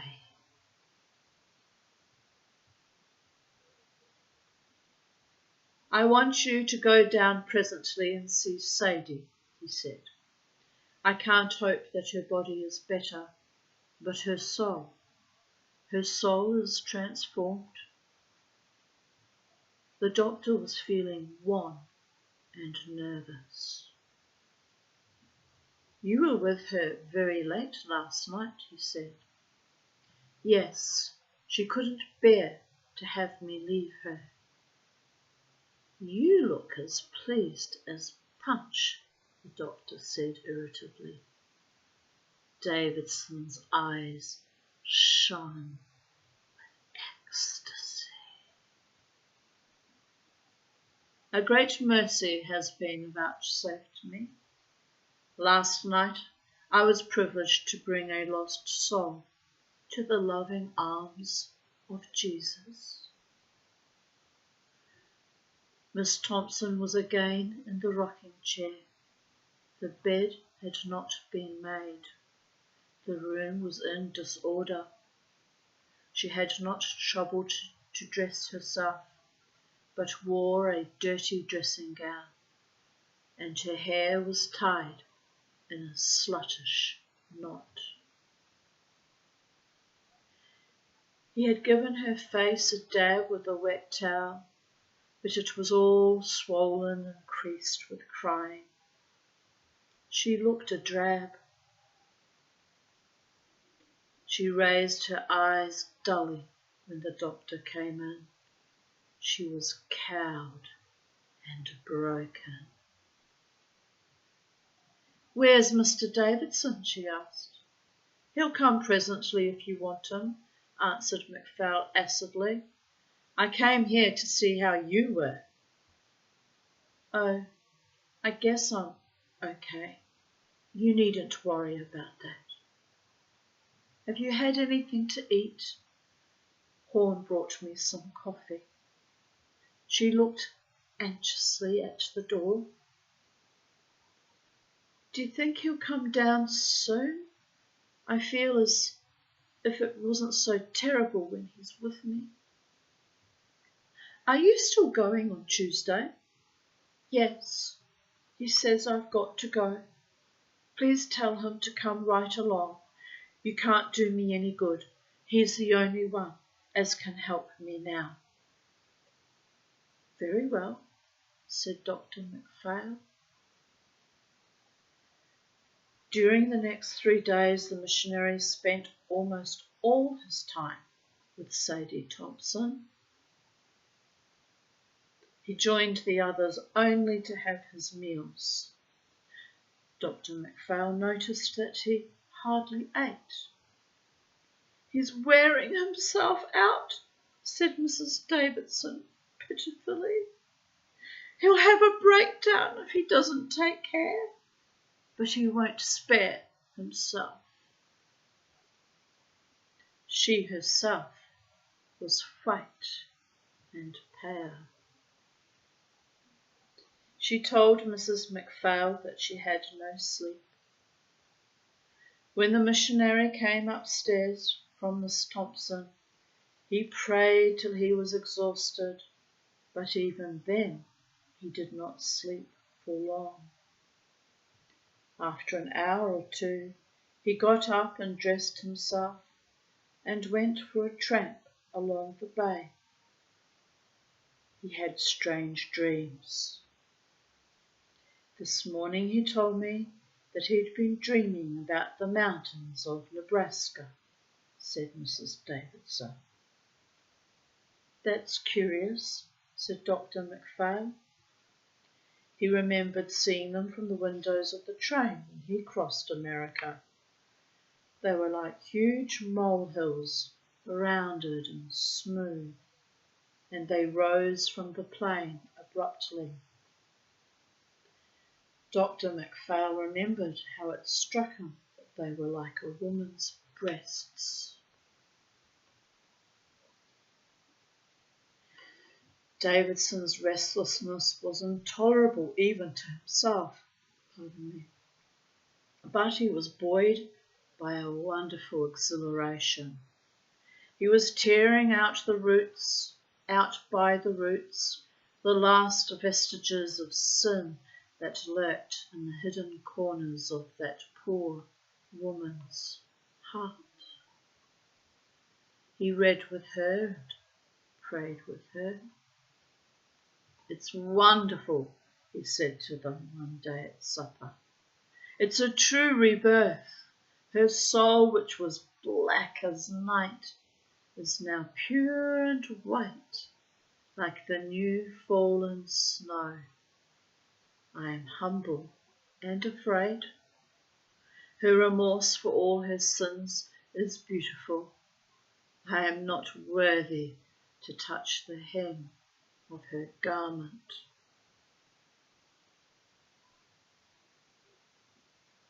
Have you the heart to send her back to San Francisco?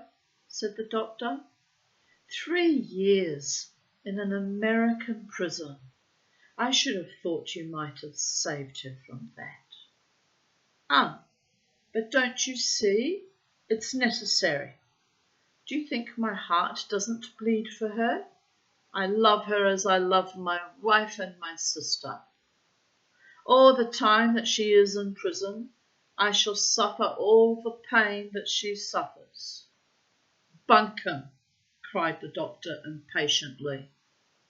You don't understand because you're blind. She's sinned and she must suffer. I know what she'll endure. She'll be starved and tortured and humiliated. I want her to accept the punishment of man as a sacrifice to God. I want her to accept it joyfully. She has an opportunity which is offered to very few of us. God is very good and very merciful.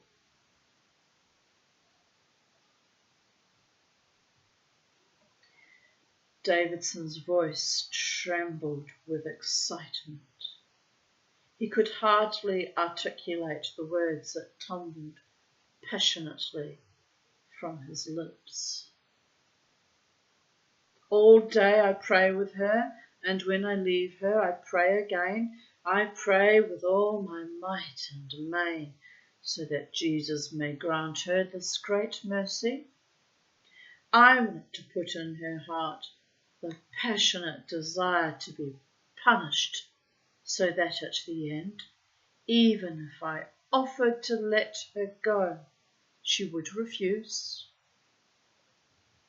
I want her to feel that the bitter punishment of prison is the thank offering that she places at the feet of our blessed Lord, who gave his life for her.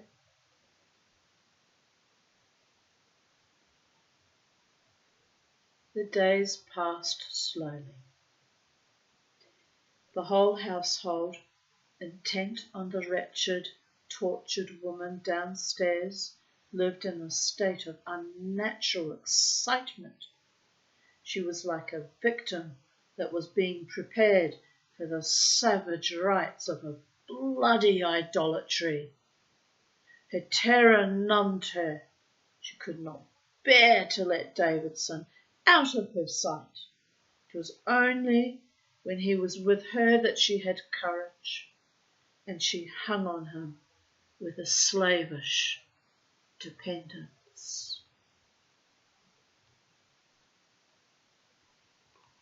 She cried a great deal, and she read the Bible and prayed. Sometimes she was exhausted and apathetic. Then she did indeed look forward to her ordeal, for it seemed to offer an escape, direct and concrete, from the anguish she was enduring. She could not bear much longer the vague terrors which now assailed her. With her sins she had put aside all personal vanity, and she slopped about her room, unkempt and dishevelled, in her tawdry dressing gown. She had not taken off her nightdress for 4 days, nor put on stockings. Her room was littered and untidy. Meanwhile the rain fell with a cruel persistence. You felt that the heavens must at last be empty of water, but still it poured down, straight and heavy, with a maddening iteration on the iron roof. Everything was damp and clammy. There was mildew on the walls and on the boots that stood on the floor. Through the sleepless nights the mosquitoes droned their angry chant. It would only stop raining for a single day. It wouldn't be so bad, said Dr.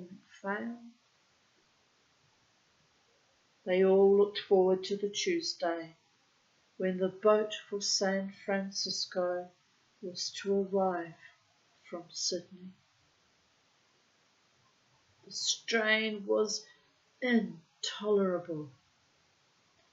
So far as Dr. McPhail was concerned, his pity and his resentment were alike extinguished by his desire to be rid of the unfortunate woman. The inevitable must be accepted. He felt he would breathe more freely when the ship had sailed. Sadie Thompson was to be escorted on board by a clerk in the governor's office.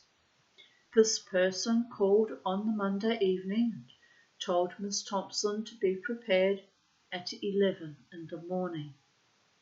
Davidson was with her. I'll see that everything is ready. I mean, to come on board with her myself. Miss Thompson did not speak. Well, thank God that's over. By this time tomorrow she'll be gone. Mrs. Davidson will be glad too. She says he's wearing himself to a shadow, said Mrs. McPhail. She's a different woman. Who? Sadie. I should never have thought it possible. It makes one humble. Dr. McPhail did not answer, and presently he fell asleep. He was tired out, and he slept more soundly than usual. He was awakened in the morning by a hand placed on his arm, and, starting up, saw Horn by the side of his bed. The trader put a finger to his mouth to prevent any exclamation from Dr. McPhail, and beckoned him to come. As a rule he wore shabby ducks, but now he was barefoot and wore only the lava of the natives. He looked suddenly savage, and Dr. McPhail, getting out of bed, saw that he was heavily tattooed. Horn made him a sign to come onto the veranda. Dr. McPhail got out of bed and followed the trader out. "Don't make a noise," he whispered. "You're wanted.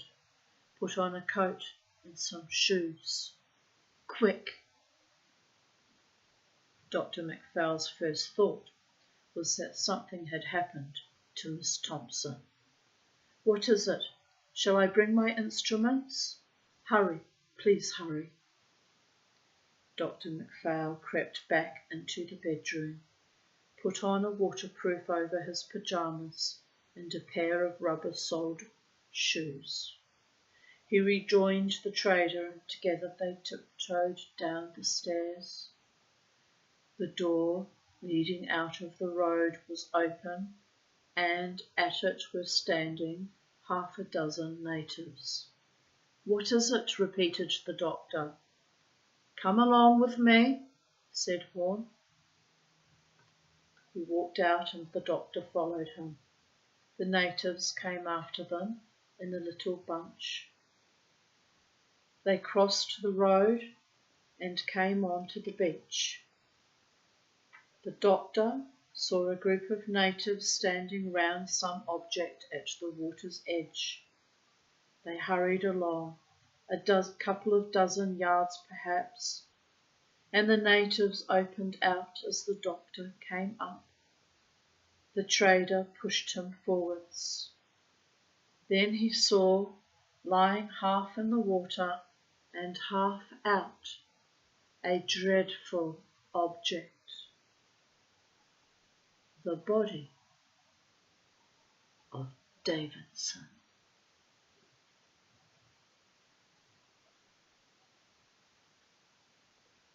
Dr. McPhail bent down. He was not a man to lose his head in an emergency, and turned the body over. The throat was cut from ear to ear, and in the right hand was still the razor with which the deed was done. "He's quite cold," said the doctor. "He must have been dead some time. One of the boys saw him lying there on his way to work just now and came and told me." "Do you think he did it himself?" "Yes. Someone ought to go for the police." Horn said something in the native tongue, and the two youths started off. "We must leave him here till they come," said the doctor. "They mustn't take him into my house. I won't have him in my house." "You'll do what the authorities say," replied the doctor sharply. "In point of fact, I expect they'll take him to the mortuary." They stood waiting where they were. The trader took a cigarette from a fold in his lava and gave one to Dr. McPhail.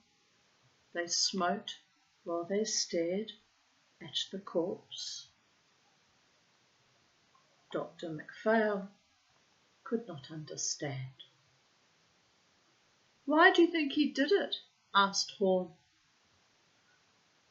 The doctor shrugged his shoulders.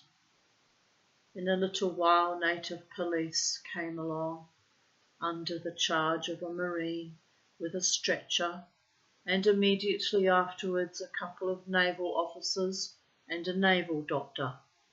They managed everything in a businesslike manner. "What about the wife?" said one of the officers. "Now that you've come, I'll go back to the house and get some things on. I'll see that it's broken to her. She's better not to see him till he's been fixed up a little." "I guess that's right," said the naval doctor. When Dr. MacPhail went back, he found his wife nearly dressed. "Mrs. Davidson's in a dreadful state about her husband," she said to him as soon as he appeared. "He hasn't been to bed all night. She heard him leave Miss Thompson's room at 2, but he went out. If he's been walking about since then, he'll be absolutely dead." Dr. MacPhail told her what had happened and asked her to break the news to Mrs. Davidson. "But why did he do it?" she asked, horror-stricken. "I don't know. But I can't. You must." She gave him a frightened look and went out. He heard her go into Mrs. Davidson's room. He waited a minute to gather himself together and then began to shave and wash. When he was dressed, he sat down on the bed and waited for his wife. At last she came. "She wants to see him," she said. "They've taken him to the mortuary. We'd better go down with her. How did she take it?" "I think she's stunned. She didn't cry, but she's trembling like a leaf." "We'd better go at once." When they knocked at her door, Mrs. Davidson came out. She was very pale but dry-eyed. To the doctor she seemed unnaturally composed. No word was exchanged, and they set out in silence down the road. When they arrived at the mortuary, Mrs. Davidson spoke. "Let me go in and see him alone." They stood aside. A native opened a door for her and closed it behind her. They sat down and waited. 1 or 2 white men came and talked to them in undertones.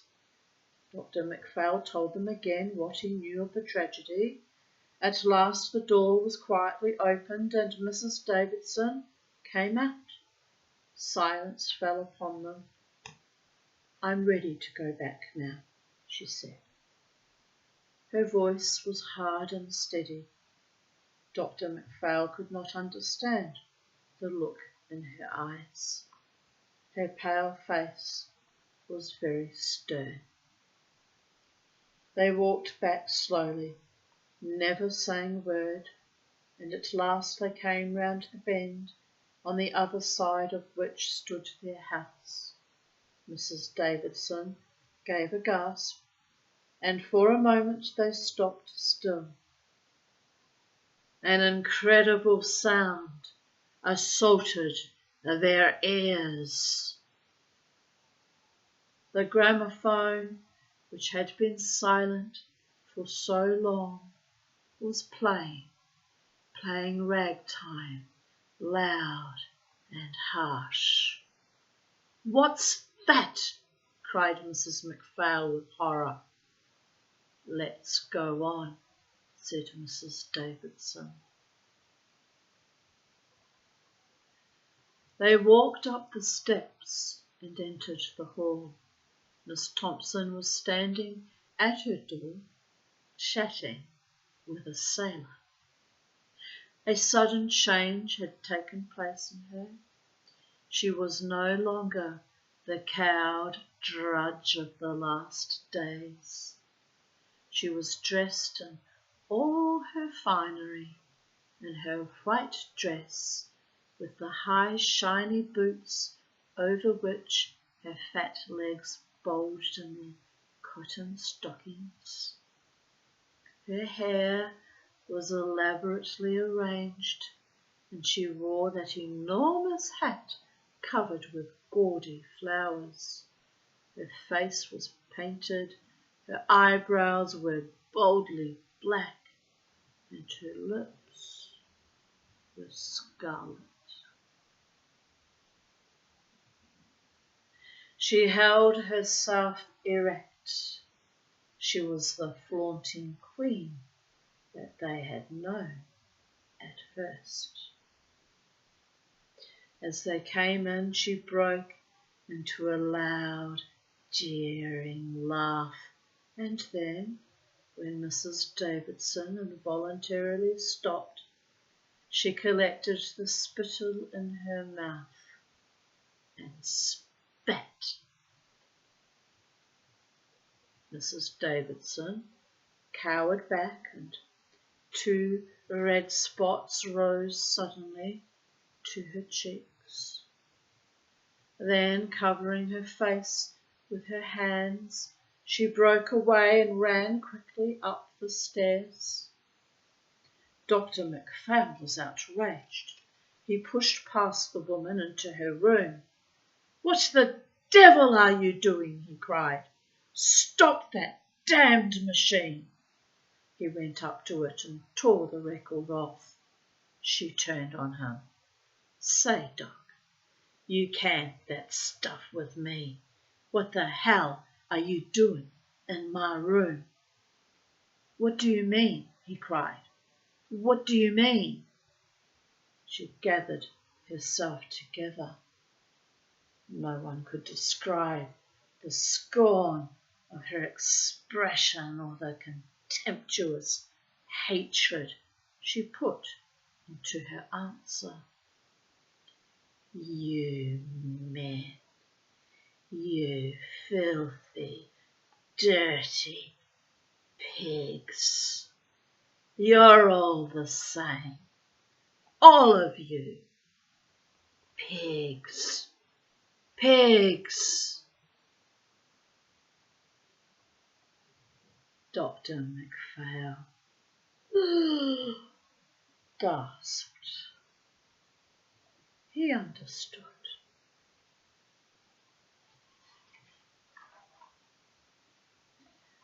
And thus concludes today's offering of Saturday, the 21st of May, 2025. The time is currently 8:10 p.m. and I must say I rather enjoyed that. Didn't you, sisters of Estros? Some men of Testos as well, who were in on what became of the good Christian missionary.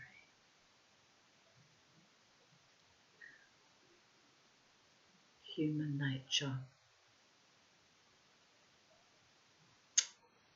It's a formidable thing and a force to be reckoned with. And on that note, I bid you all good night.